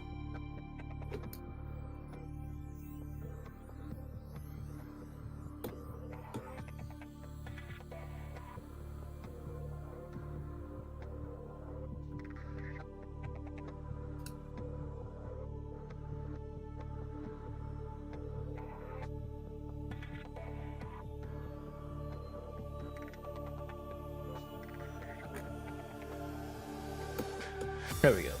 Jeez, that took a bit. Anyways, okay, so not gonna lie, these storm fiends are kind of funny. So storm fiends, I believe, are cleanse molder. Let me just check that real quick. I actually need storm vermin. Storm fiends. Oh, so that's interesting. These are in two clans. They are both in the Molder clan, which is the big monsters, and in the Scryer clan, which is the guns. Because they are big monsters holding guns. Another one is just oh my. Another one. For context, Storm Fiends are one of the only units in the game that have war gear options still. You pick one unit to either have flamethrowers or wind launchers. Then you pick a unit to either have rattling cannons or saw fists. And then you pick units to either have Doomflayer gauntlets or shock gauntlets. Huh. I'm also kind of interested in the standard storm vermin. Storm vermin are actually really good. I like them. They're cleanse verminous, but honestly, like, you can just slash them in any list if you really want to, just like some core infantry to go do stuff. It's like if you want, you could build like guns, take some storm fiends, take some warp cannons, like warp blasters, and some rattling guns, that kind of thing, and then just have some storm vermin to like play the objective game and get in melee. Huh.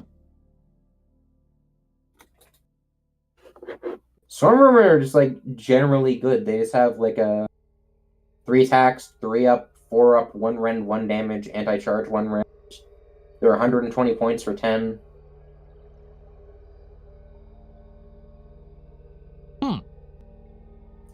And any heroes nearby them get a 5 up. They're within 3 inches. They're just like your elite rats. Okay. It sounds unassuming, but they're really cheap and honestly like really good for what they are.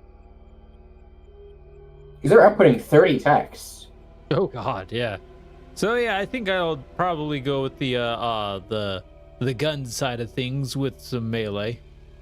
Alright, so you're gonna want clan scryer stuff. So you're gonna want the attachment for that, or the battle formation for that, which would be Warp Convocation. Alright. For Manifestation Wars, I'm just gonna have to verbally run you demo, or you can Skaven one of the two. Skaven have some good ones, I believe, so.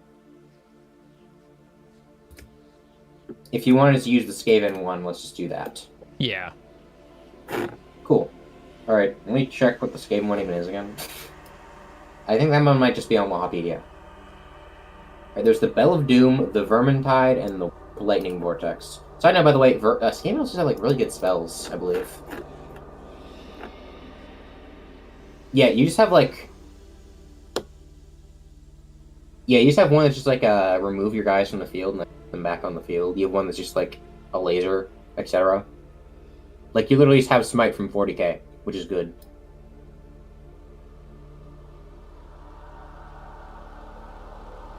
Yeah, okay, so you have one where it's 3d6 movement with like a lot of attacks and applies -1 to wound rolls that target friendly Skaven infantry until they're holding them 13 inches. You have the Vermintide, which is just really annoying. It has 13 health, 13 attacks, which auto wound on crit, but they hit on 5s and wound on 5s. And at the end of every turn, they heal d6. And then you have the Warp Lightning Vortex, which will spawn 3 of like these things in here. You can see like that's the thing I was talking about earlier. Yep. And while anyone is within 6 inches of any of them, they have a -2 to for any enemy units. I mean, they have a -2 to run and charge rolls. And if it wasn't spawned in this turn during the hero phase, you pick every enemy within 6 inches of them, and then roll a die for each target. On a 4-up, they take a D3 mortal wounds. But this also has a 6-up save. Every manifestation is pretty like, yeah, they all have 6-up saves. That's just how manifestations are. They're not, because if they were, that'd be really annoying. What a base Skaven hitting and wounding on? Because Gobos hit on a 4-up and wound on a 5-up, so if that's not bad. I think that's not the same for clan rats. Might be reverse. Yeah, basic clan rats are 2 attacks, 4-up to hit, 5-up to wound, but they auto wound on crits because their weapons are rusty and give you tetanus. Oh wow. Okay. Interesting. But you also have 20 of them to a unit of clan rats. That's not reinforced like these with guard, where you would take 10 and then you reinforce a unit of 20. These just come in 20s by default. It's very funny. Alright, so if you're starting off with Clan Scryer, you're going to want a Scryer hero to lead, probably, or you want like a hero that can lead anything. So you're going to want a Warlock, probably, to be like your Warlord. Or one of the things where it's like can lead anyone, like a Vermin Lord, which are like the big demon guys. Or you can take a Grey Seer, who's like your wizard.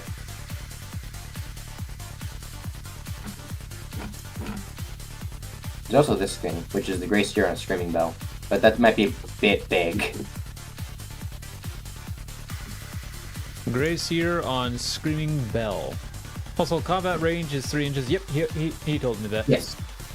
Oh, good. Oh, good. Oh, you can get so you can get more models in combat. Mm-hmm. Makes it a lot easier to hit with your Skaven if all of them have 3-inch long arms. What's this called? Grey Seer on Screaming Bell? Yes. He's your wizard on a giant bell. He gets 2 spells per turn, and has some various random funny buffs.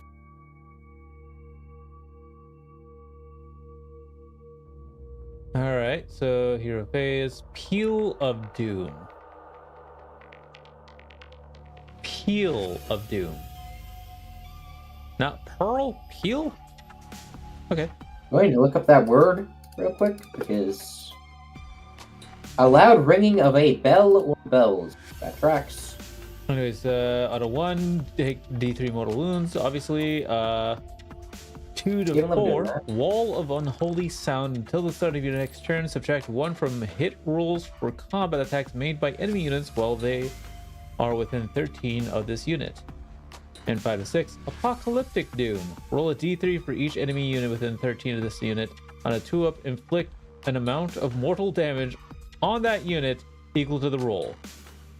Shites. I'll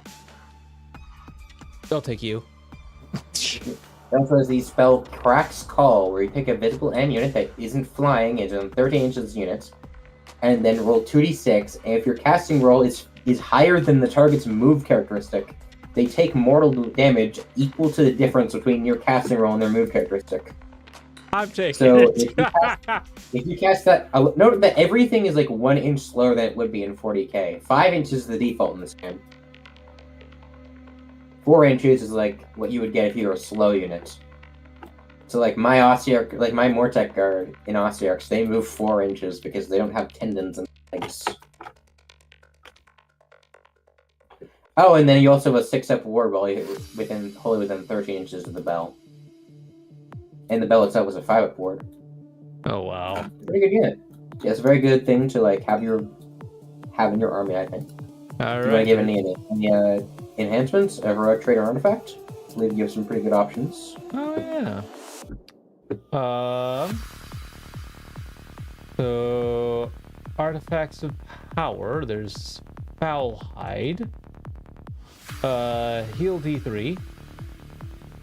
There's Skaven Brew. Any combat phase. Once per battle. Okay. Pick a friendly non-hero Skaven infantry unit wholly within 13 of this unit to be the target. Inflict D3 mortal damage on the target, then add 1 to the attack's characteristic of the attack's melee weapons for the rest of the turn. Interesting. And then there's Warpstone Charm for any combat phase. Pick an enemy unit in combat with this unit to be the target. Roll a dice on a 3-up, subtract 1 for the save rolls for the target for the rest of the turn. What's your melee weapons? Warpstone Staff, Crushing Bolt, Rat Ogre's Carrying Claws. Now, is AOS, is it the same thing where you can only pick one of your melee weapons to attack with? No. It is not, actually. I believe you get to attack with all of them, but you won't have all of them, necessarily. You can only shoot with... Let me double check, actually, on how to work specifically, but I do believe you get everything with both shooting and fighting. Okay, so two of the melee weapons are actually companions abilities. Companion is something that where, unless it says it gets buffed by something, it can't be buffed by something.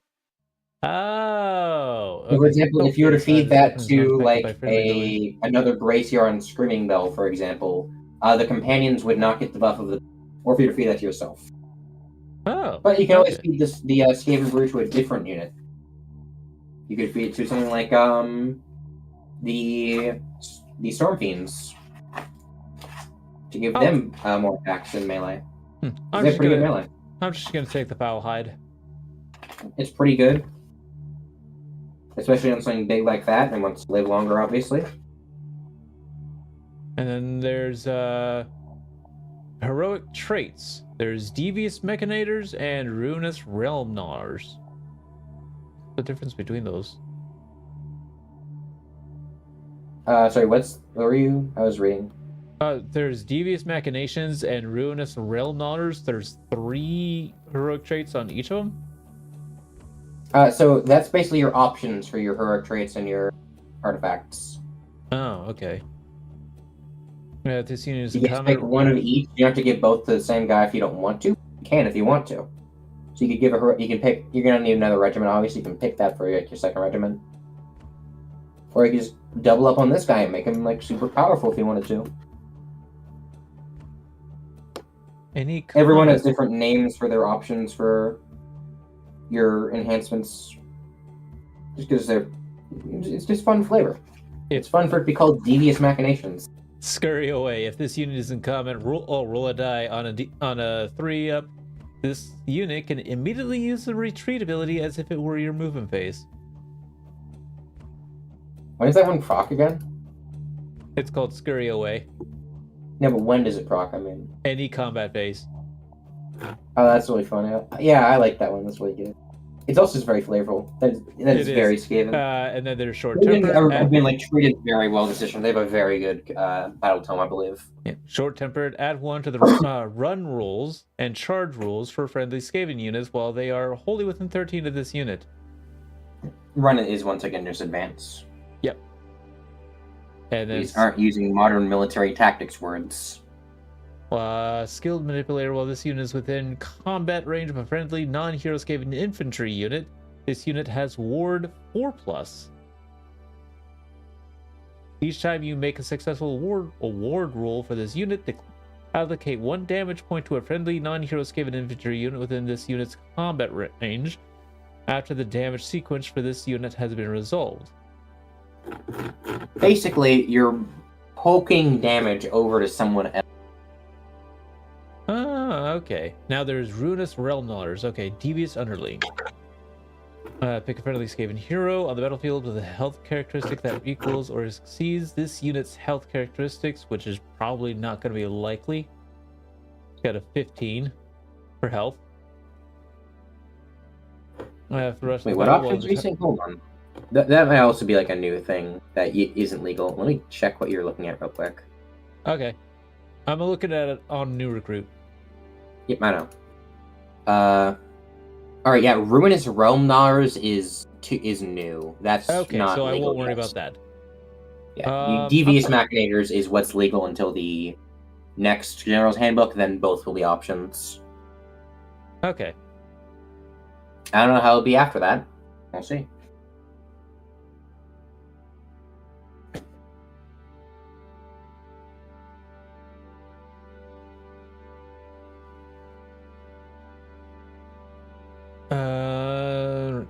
Is within combat range of a friendly non-hero Skaven infantry unit. This unit has ward 4. Each time you make a successful ward, this unit allocate 1 damage point to a friendly. Okay. Oh, that's what I just read. Okay. So I'm kind of liking Scurry Away. All right. Boop. Note that being your general just means that it doesn't necessarily mean anything else aside from the fact that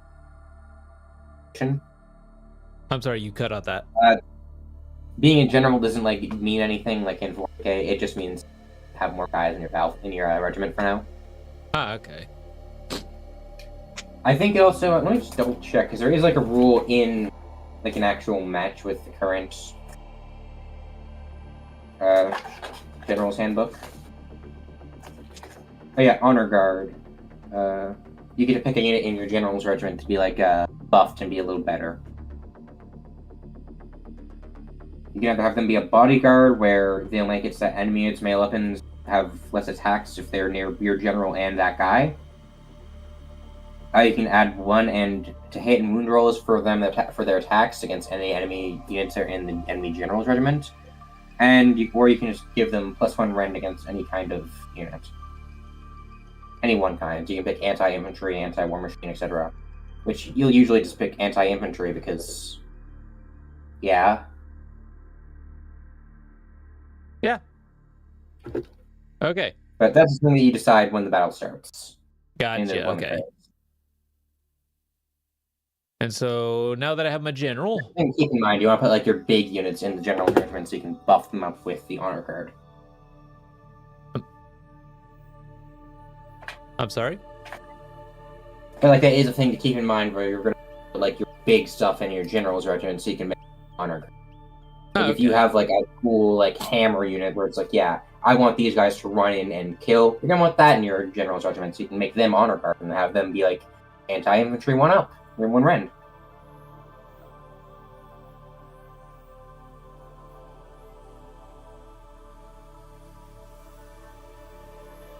Oh, I'd figured these storm fiends were monsters. They are they are infantry. Monster is big thing. Monster doesn't come in units. Ah. And it doesn't come in big units. These are your monsters over here.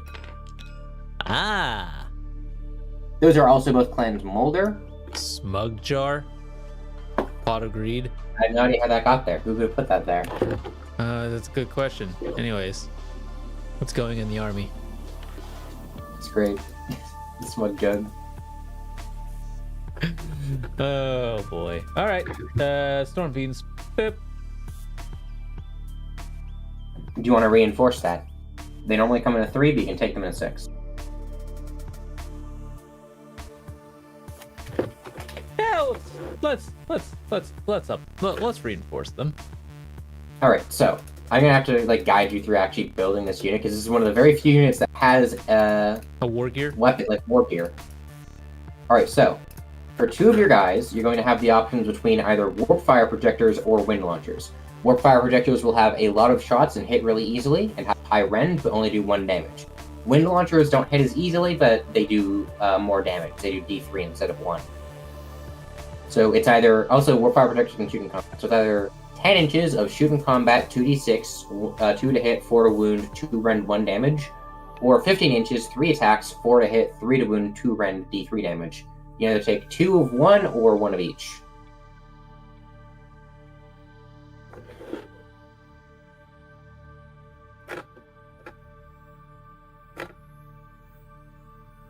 Oh. What are you thinking? Let's go 2 of 1 for now. Alright, so do you want the warp fire projectors or the wind launchers? So 2d6, hit on a 4s, wound on a 4s. Allows you to shoot No, in warp fire combat. projectors hit on 2s. Oh yeah, hit on 2s, wound on 4s. Because we don't have torrent in this game. I'm sorry? We don't have torrent in this game. Oh. So flamethrowers just hit on 2s instead. Oh, hey. Not that there's many.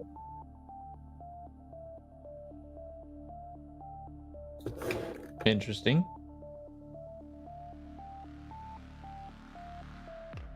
Then Doomflare Gauntlets. Hit on 4s. Charge +1 to damage, huh?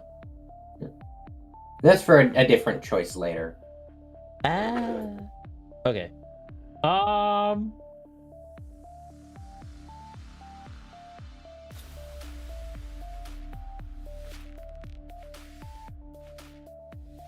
This is actually kind of confusing. They are like one of the only units where you have to actually guess what. Basically, it's so you've reinforced the unit, so each one has a different option between 2 weapons. And do you want the longer range, less hitting but harder hitting attack, or do you want the shorter range, many hitting attack? You know, let's be flavorful and just go 1 of each. Okay. So there's a wind launcher. That's Fire projector. All right, now you'll have options for either rattling cannons and then melee, or just grinder fists. So, do you want to have miniguns or do you saw hands?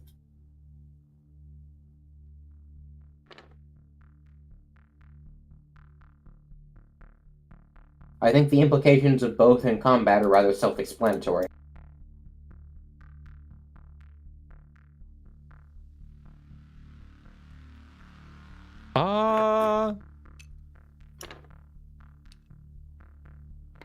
Just move those guys away for now. Oh. No, like they're the last option. That's what I'm saying. Like, move them away for now. Okay. Wait. So that's 4 then. Like. I thought you reinforced the unit. Oh yeah. Oh yeah.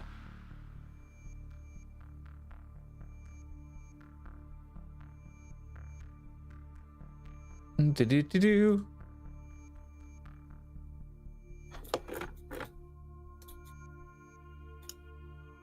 Where'd you actually put the ones we could put them over here? So Stormfiend, Warfiend, Shot Gauntlets. So your options for this one is either rattling cannons, grinder fists, or 1 of each. Let's just go grinder fists. We need more melee. Get rattling cannons and more guns. Okay. So 2 grinder fists. And then finally, do you want shock gauntlets or doomflare gauntlets? Shock gauntlets are less attacks, but so shock gauntlets are 4 attacks, 4 up, 2 up, 1 rend, 2 damage. Doomflare gauntlets are 5 attacks, 4 up, 2 up, 2 rend, D3 damage, with +1 damage on charge. If you're asking me why you would ever take the shock gauntlets, I don't know either. That's interesting. So you're taking the Doomflayers then. Alright, so that's your unit. And that's going to go in the General's Regiment, which is your Bracier on Screaming Bell.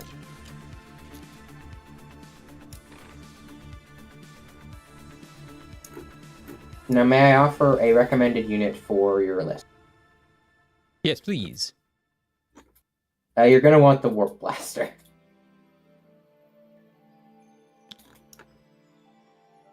If you're going Scryer, that's your...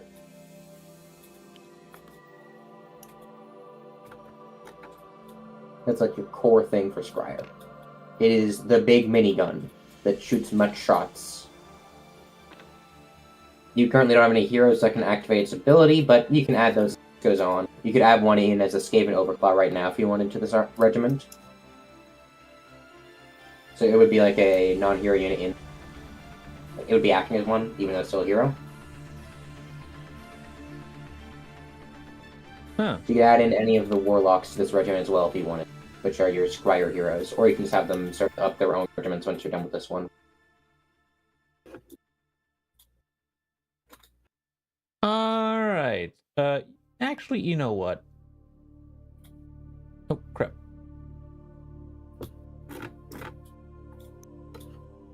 Oh, I gotta fix... Ah! New recruit, stop!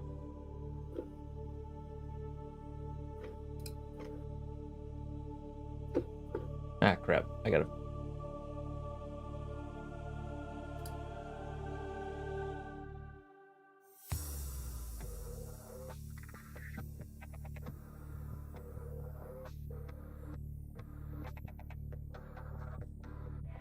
You know what? How about this? Which one is the shooting combat? Warfire. I'll take 2 Warfires. Where's the... Makes sense, since you're going into melee for this. Alright, so Rattling Warp Blaster. Ah, this thing.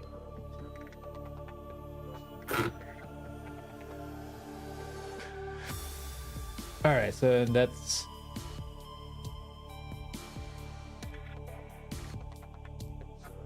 that is a War Machine. Yep, Rattling Warp Blaster. Boop. Currently at 1010 for points.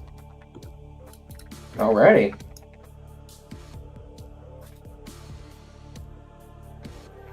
Let me check the points on that.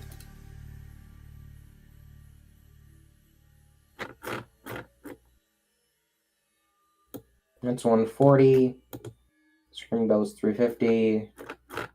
Storm Fiends are 260. Okay, yeah, that tracks, yeah. Because the Storm Fiend reinforced unit is so many points. Yeah, it's 520 points for being reinforced. Yeah. Which is pretty fair given the stat block. I've got 6 health each, it's gonna take forever to kill. I'm just gonna like separate like your options for Scryer and just like show them forward, since that's what your army is gonna be leaning into. Okay. So these are like the Scryer heroes. There's Something that I always end up doing is like whenever with any of the new codexes, or especially for like 40k comes out, I always end up like picking one detachment and just sticking with it for a while. That's fair. I cannot seem to find a engineer here. That's interesting.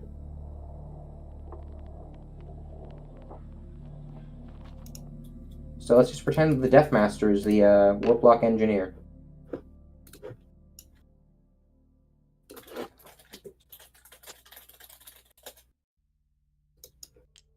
No engineer, huh? I don't know why. They've got Critic Fireblade twice, though. Weird. Unless we want to reload just in case something got mixed up. Nah, that wouldn't have been it. Okay. Alright, Moving up all so... the engine stuff. With the Scryer in. Some Globadiers are Scryer. Given they have Scryer in the name. Yep, they are. There's also Rat Ogres. Those are Molder. Oh, those are Molder. Okay. What is Storm this? Fiends are both Molder and Scryer because they have Ah. big monster guy. Some of the Plague Pack isn't Scryer. Yeah, no.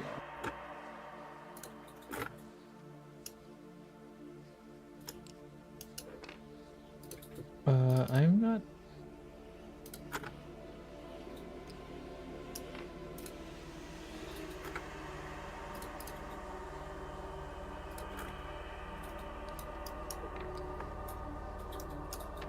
Oh, interesting. Alright. Interesting. I'm not seeing... Oh, never mind. Acolyte.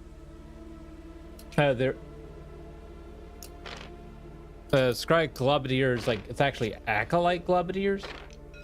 Yeah, I don't know why it's called Scryer Globadiers here, but whatever. So everything I've like moved away from the other stuff is your Scryer. Ah, okay. So these fellas over here, these fellas over here, and then these fellas over here. Okay.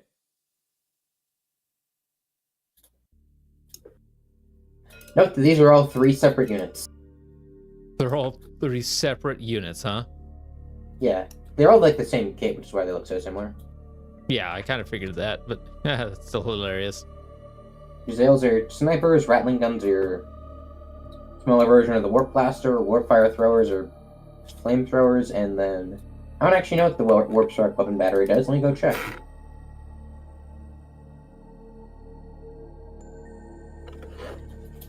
The Warp Spark weapon battery.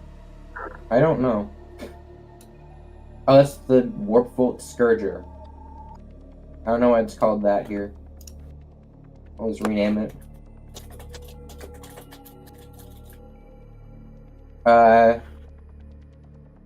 It's anti-cavalry. That's interesting. Huh. I note that all of these have 3 models each in them, I believe. Yep, 3 count.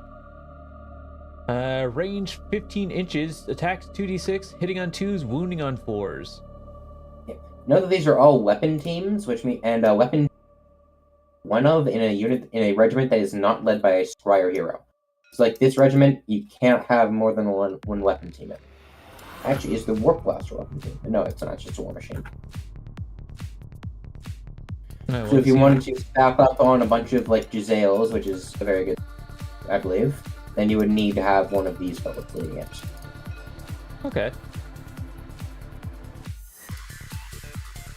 So is this like a new regiment that I need to look at now, or are we still looking at the same regiment? Putting things into this regiment, it has room for 2 more units.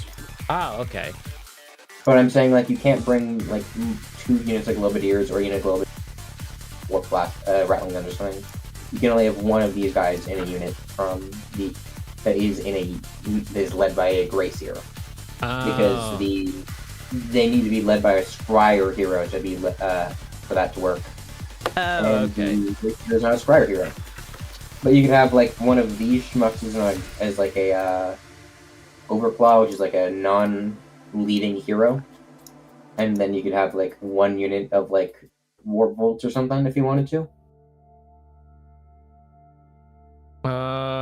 Warlock There's a lot of options to go through, but that's just because it's Skaven. They're very old. They have a lot of stuff.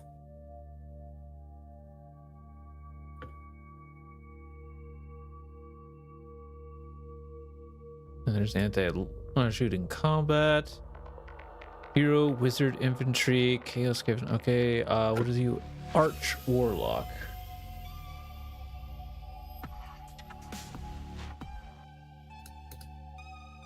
Alright, Warpfire Gauntlets, less shoot and combat. Okay. 10-inch range, 3 attacks, hits on 4s, wounding on 2s. Rend 2, damage 1. Storm Cage, 3 attacks, hitting on 3s, wounding on 4s. Rend 1, 2 damage. Okay, included.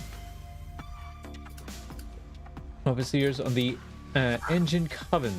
Effect, if a friendly Scryer unit wholly within 13 of this unit uses the covering fire command, no command points are spent. That's the one that lets you shoot in the enemy shooting phase, but closest unit, and you take a -1. Well, I'm very shooty, so I think I might just take that.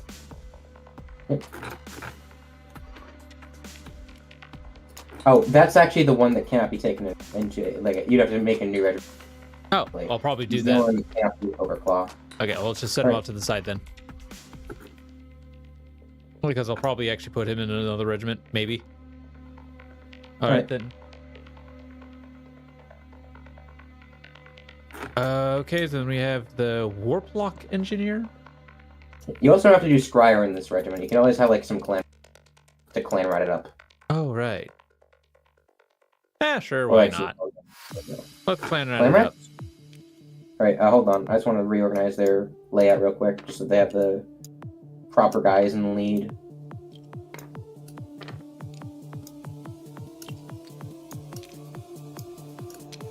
then I should do just... Okay, no, it really doesn't like organizing that well. That's fine. What in the... Just to have the guys they're supposed to be in the front, you know? What if I... Oh. Oh well, whatever. You can figure it out. Clam rats aren't scryer, but they don't need to be in this regiment. The Gracier can lead anything because he's the master. Yeah. Yep. There's some clan rats. And I got room for one more, apparently. In this regiment, at least. Yep.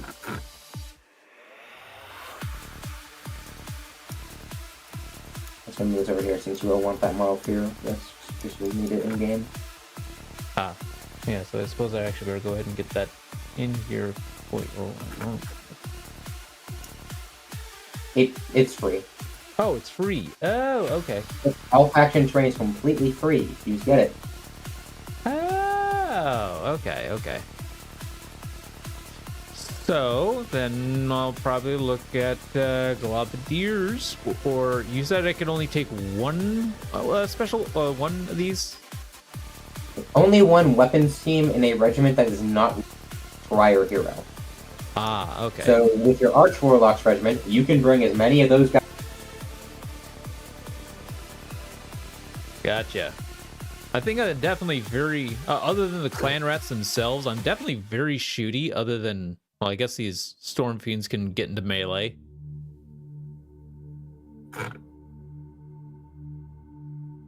Actually, I guess you can also just bring as many Giselles as you want, because apparently Giselles are weapon teams. I thought they were. Huh. No. Let's... Oh, yeah, I was thinking of doing some Bannermen. Who? The Storm Vermin. Oh, okay. Because I can There we throw go. them. I can throw them in there, right? Yeah, so that can be your first regiment, and then your second regiment can be teams or the other war machines.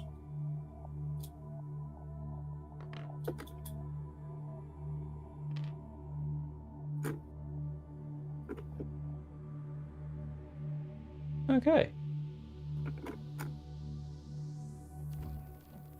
Because old and nasty as the rattling gun may look. Actually, I think they got a new model, but it's just not here. They do still like output a lot of damage. It's just like a mini version of the rattling warp blaster, and you get 3 of them in one unit. Nice. Now, how is... Okay, so now I just need to start setting up for a new regiment. Mm-hmm. Okay, I was thinking, and it can be, it doesn't have to be like the Scry people, right? It can be just like any of them. Yeah, it can be anything. It's just that you have these Scryer battle formations, so that's why I'm pointing you in that direction. Ah, okay. You also quite literally need Scryer heroes to activate the battle. Oh, okay. So yeah, built it. All good. Just, the Arch Warlock. I'd recommend also just having like a spare one as well, like one of the other warlocks, just so you can activate their ability on like the warp blast, or having to have like, and then on the other guys too, because you need like a couple Scryer heroes for this thing to work.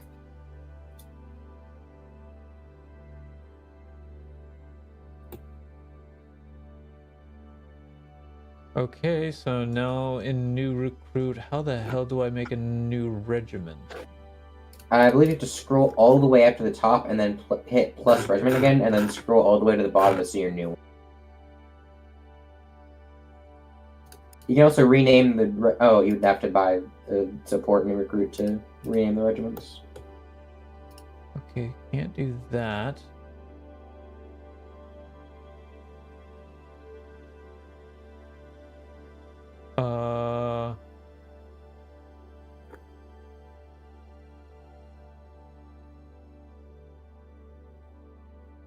No, it's not letting me.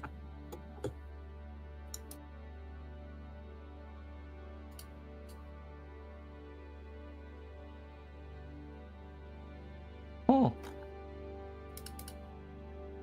Would you like screen share me or New York Discord? What's the key combo for that? You go over to Discord. You go to like into like have the call selected. And you Yeah, go to yeah. the very bottom and click share your screen, and then you pick the thing to share.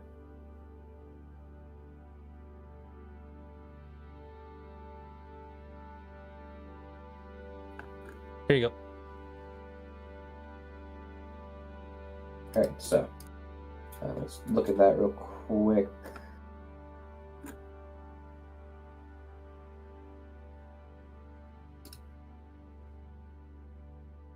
You seem to have it collapsed. I think. Let me compare yours to mine. Your regiments and auxiliary tab appears to be completely absent. What if I go full screen it? Oh, you have the regiment selected. Okay, that's the problem. So you'll have to click on the very top one. That's click at the top where it says just Skaven 1280 points. Oh. You've just accidentally closed the tab unless you see like the regiment now. Now so if you click on like this, like the not there, but on the right, where it says like General's Handbook 2025-2026. Click that. Yeah, don't click any buttons on that, just literally click it. And now you see that it has the Regiments and Auxiliary tab again. It's like Faction, Skaven, Regiment. Okay, okay. Thank you. And now you just have to add a new here to that and all that.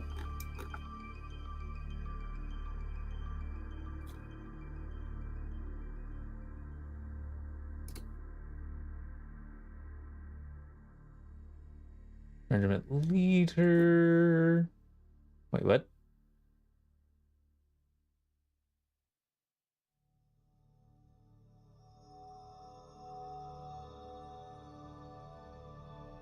What?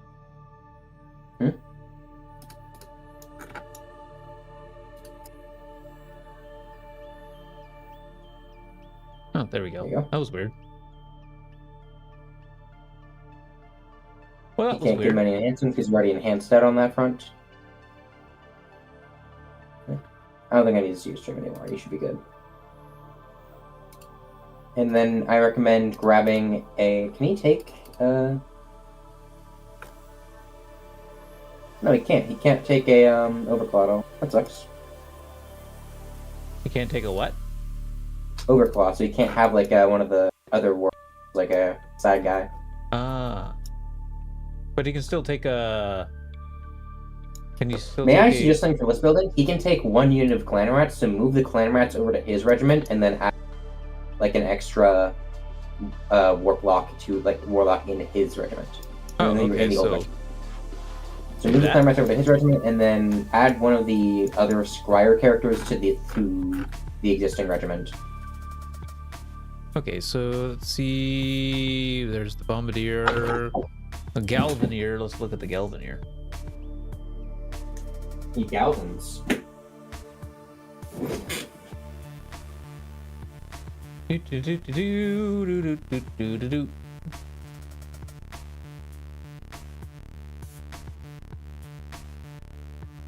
Galvanier, okay. Alright, so main abilities. Any shooting phase, declare, pick an enemy unit that had any damage points allocated to it this turn by attacks made with this unit's Warp Bolt Obliterator to be the target. Roll a d3 for each other enemy unit within the target's combat range.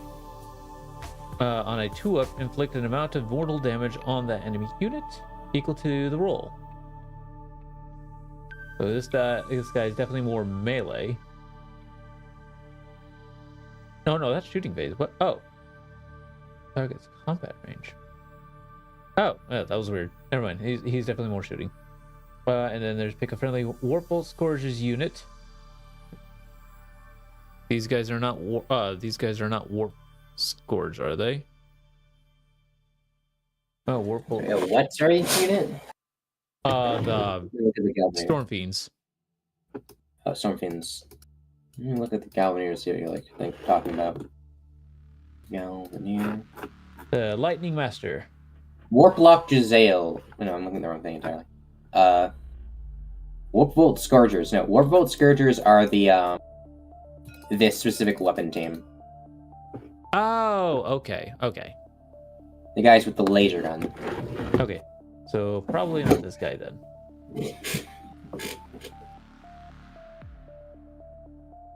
That's the Galvanier. There's the Bombardier.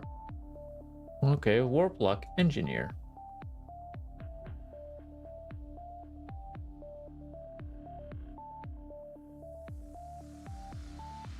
Okay, he needs a Jezzail's unit to be fully effective. Oh man, this is already being like, I don't have those in this squad. I may just take out these Storm Vermin for like a Jezzail or Warp Bolt Scourge unit. Alright, let's look at the Bombardier. You can always have the Scourges in your 2nd regiment, and then just when you deploy, have them near each other, because you don't have to put your regiment near each other. Oh, okay. They deploy at the same time. They can be on opposite sides of the battlefield.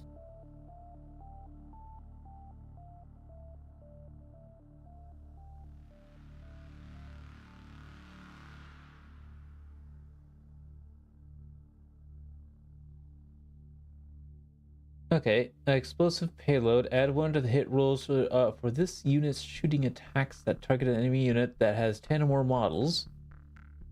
Okay. And then reaction, you declare a shoot ability for this unit. It was not set up this turn as... Okay, you declared a shoot ability for this unit. It was not set up this turn, and it has not used a move ability this turn. This is the Warlock Bombardier. Mm-hmm.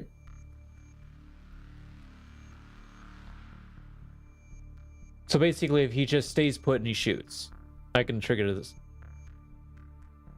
Let me just read that over to make sure you're right, because I wasn't really listening. Oh, how dare you not listen? Sorry, I blanked out. Oh dear. More doom. Yep, if it hasn't moved and it didn't teleport in through the nozzles. Ah, okay. Alright, roll a die on a 2-up, set the damage characteristics of its rocket to D3 plus 3 for the rest of the turn. On a 1, inflict D3 mortal damage on this unit. You know what? Let's take him. He's funny. He is funny. Alright, so... He literally just has a rocket launcher. How could you not love that?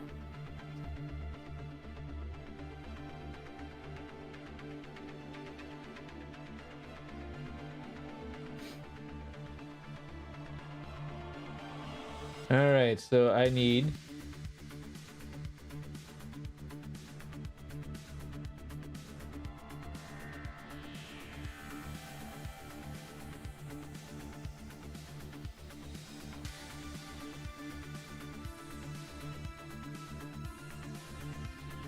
Huh?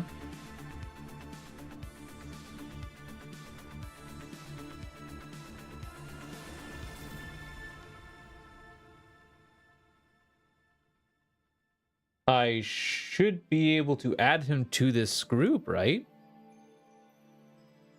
The Bombardier. original one?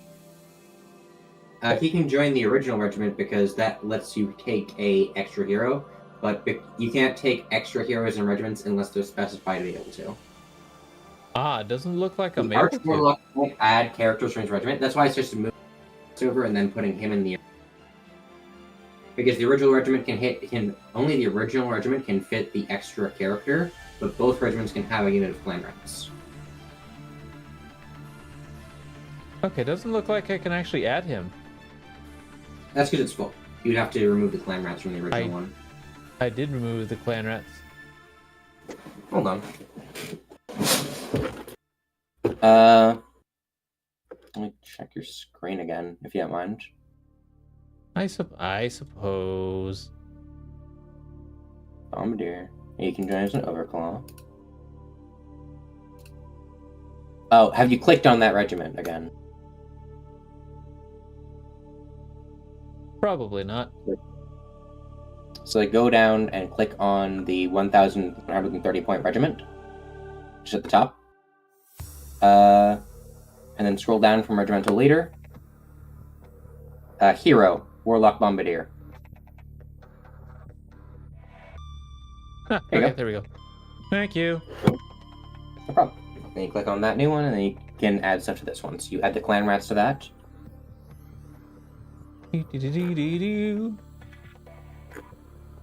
Infantry, clan rats.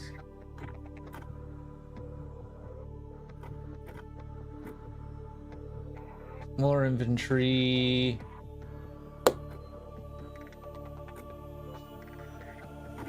Let's take a look at these globadiers. Act like They throw like disease grenades. Add one of the damage characteristics of this unit's poison wind globes for attacks that target an enemy unit that has 10 or more models. Okay. Well, this unit is within combat range of a friendly clan rats unit that has 5 or more models, and there are no other friendly weapon team units within that unit's combat range. This unit is not visible to the enemy units more than 13 away. You have 2 health each? Oh, there's only 5 of them. Interesting.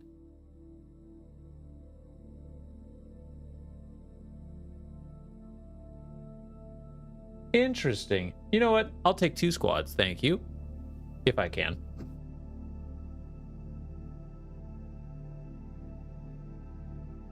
Because why not, right? Hmm?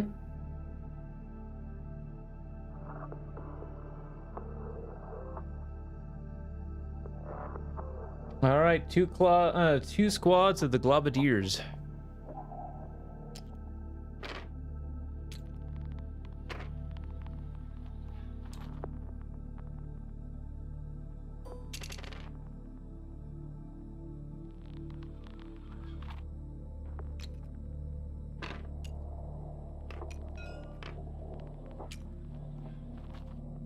Boop. And I can only take 3 in the other regiments. Yes, that's correct. Okay. We get the clan rats, the globadiers, and then 1 other squire unit. Or did you take 2 globadier units? 2 globadier units. Fair enough. And that leaves me with 240 points. So you can either take a regiment of just like 1 hero, 1 small unit, or you could bring like an auxiliary of like a vehicle or something. Let me check what points there are for things. Actually, you could take another hero and then take like a lightning cannon, I think. You could take a second bombardier and then a warp lightning cannon, and that would be 140. That'd be 240 points. All right. And you said a lightning cannon? Yes. Oh god, this is such a weird army. I love it already. All right, let me get to... Let me check what the cannon does again.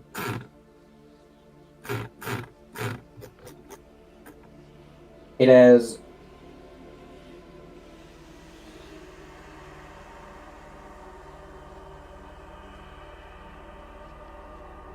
Oh, you shoot it, and then you land the hit rolls, and then the hits just do mortal wounds, and that's it. You don't need to roll for wound, you don't need to roll for damage. Ha!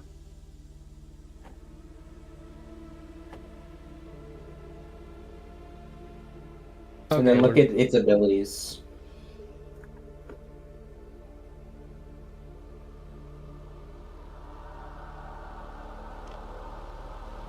Now, can each of my leaders take an artifact, or can I only do one artifact? Is one artifact and one heroic trait in your entire army. Ah, okay.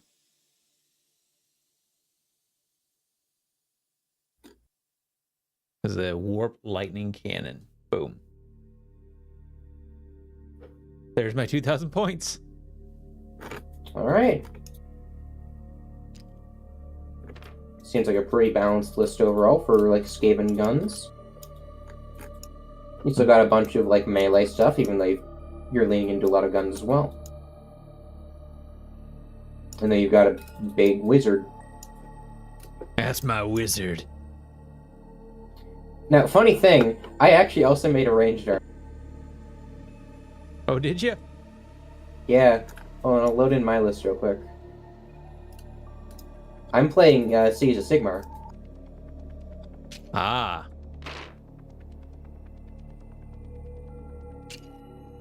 As you can see, I've taken 2 auxiliary Ironwood.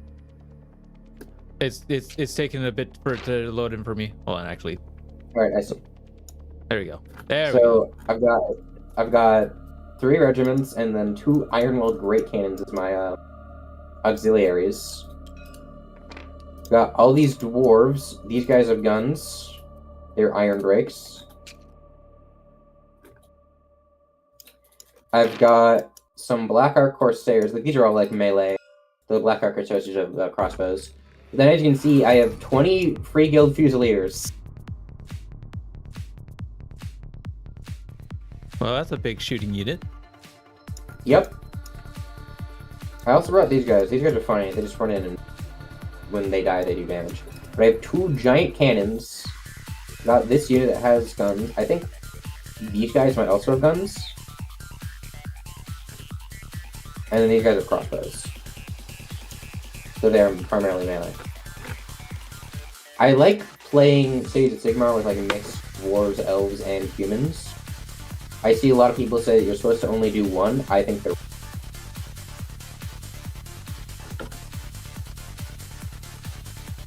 Like you could do like just one if you wanted, but I think they're probably at their best like when you make a diverse list here. So for do you want to know like what the rules are for like Cities of Sigmar for context? What's that?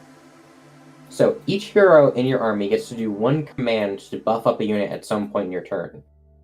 And each command also reacts differently onto a certain race.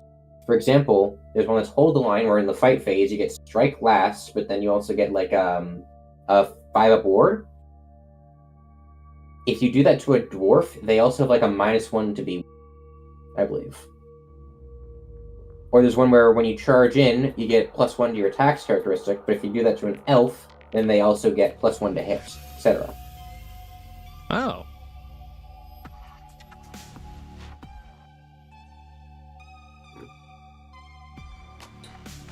That's also why I brought so many heroes, because I have like 4. I guess you also have 4. Yeah, I've got 4. I also have like 2 wizards, and 1 priest. This guy is a wizard. He doesn't look like one. However, I'm pretty happy with this list. I did like a test run with it. I thought it was No, pretty good. yeah, you're right. He doesn't look like a wizard. He looks more like a priest Yeah, or a shaman. pretty much, yeah. Now, I will Interesting. say I am deliberately not playing my main army just because, 1, I don't want to roll you, and 2, Ossiarchs just have like really big numbers. Right. And so they added, so in the next in like the next General's Handbook, they're going to be adding 2 more detachments for like 2 more battle formations for Ossiarchs. Both of them have specifically specified that they buff like units that aren't the big ones. You're not allowed to, not like even the big ones are stuff. They specifically specify that they aren't allowed to buff the what are they called? I forget their names, but like the big winged guys, because those are just like already insane units. Even though all of their rules are designed horribly, they just hit really hard. The Morghasts, because they have there's 2 of them with 3 attacks, 3 up to hit, 2 up to wound, 2 rend, and 3 damage. with sustained hits and anti-monster +1 rend. Okay. So yeah, they're not allowed to be buffed by anything ever because of that. It's very funny. Here's, I'm glad I could help you out with the list building. I am going to go now because I'm hungry and I want to eat food. Will do. All right, let me just save that up. Bada boom. All right. Thank you for helping me out with that. No problem. Glad I could help you out. Absolutely. All right. Did you understand everything I taught well, or? For the most part, yeah. It's like it definitely playing Warhammer actually does help me out with actually learning this, because there's a lot of similarities, but there's definitely a lot of differences, and the differences I will have to kind of get used to. But that's what I tried focusing on. Like, that's why I didn't explain, like, here's how hit rolls work. You already know that. Yeah. So yeah, like, yeah, it's definitely going to be a little bit of getting used to. Also, once I finally switch to my new schedule, I won't be so behind on getting shit ready because I've got to cook my dinner and all that crap. Because I have literally my breakfast just prepped. I can just take it out of the fridge, chop up a banana, toss it in, and boom, done. There's my coffee, but that gets brewed automatically. Oh, that just gets brewed pretty much right away. And then I can just grab my breakfast, get over to my desk, and be like, "Hey, I'm ready to go." I'm gonna dip now. Have a good one. All right, have a good one, man. Go eat. See ya. See ya.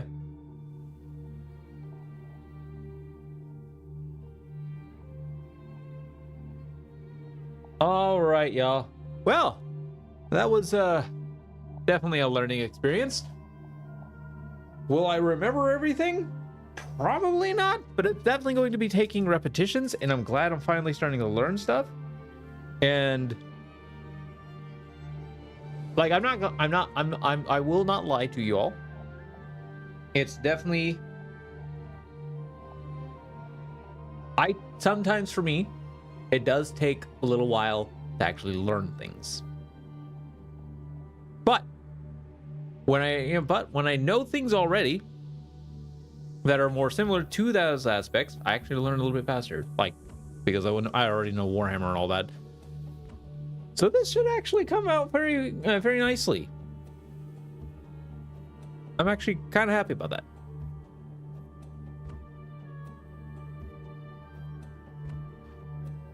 So,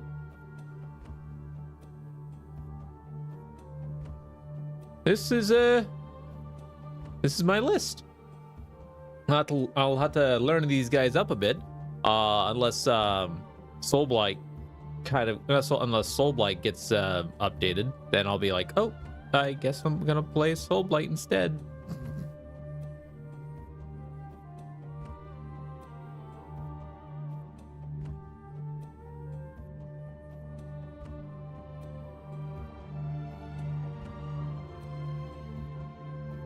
Because yeah, I'm definitely up for actually learning the new stuff. I'm definitely up for learning this. And now I'm actually I have not drank any gamer subs, so my energy is definitely dwindled. However, that's perfectly fine. Chat, I actually can't wait to play my first game, see how that goes. Because yeah. Didn't have time to play a game today, but that's perfectly fine. The original plan was yesterday I was gonna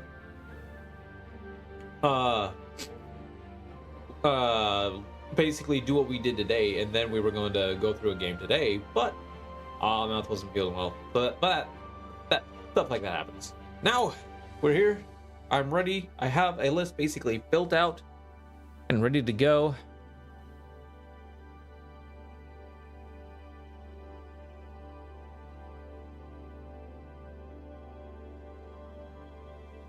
I'm ready to see how this, I'm ready to see how this goes.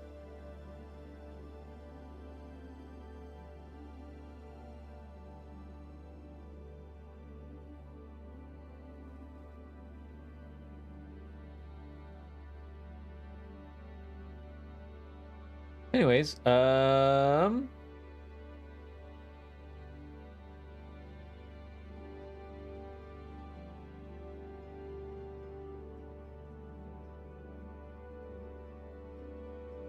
so, with this list, it's the Warp Cog Convocation, Scatter Protocol once per turn. My shooting phase, pick up to 3 friendly Scryer units to be the targets. Roll a die. Add 1 to the Rune roll on a 2 to 5. 6 in addition to the effect of more power. Add 1 to the Rend for the rest of the turn, which is nice.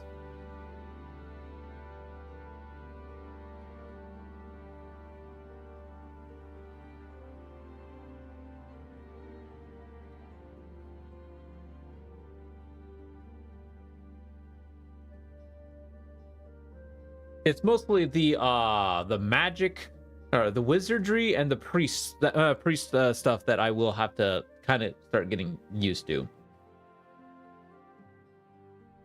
A lot of this I may actually end up having like multiple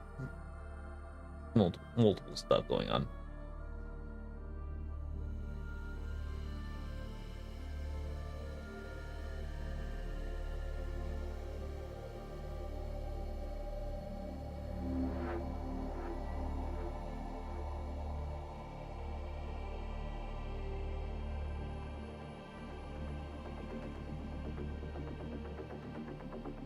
Anyways, chat, I think a little early.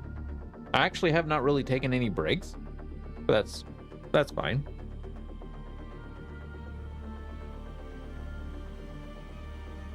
I'm gonna go ahead and call it early a little bit early.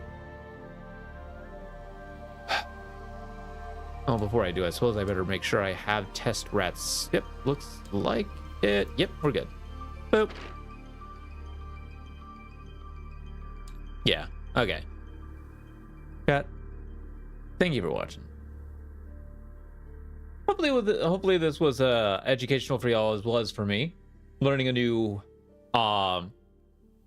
learning at least a bit of a new system. I will definitely be able to learn a lot more once I actually get into the games.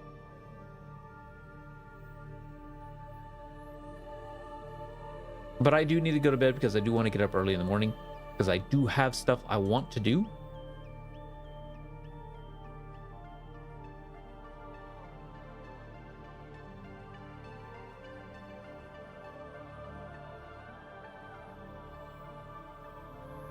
Yeah, I definitely have stuff I want to do, so thank you all for watching. Hope you had yourselves a fantastic time. And as always, stay active, stay connected. And I will see you all next time. Keep an eye out for that raid message if there is one. Zircon signing out. Bye, y'all.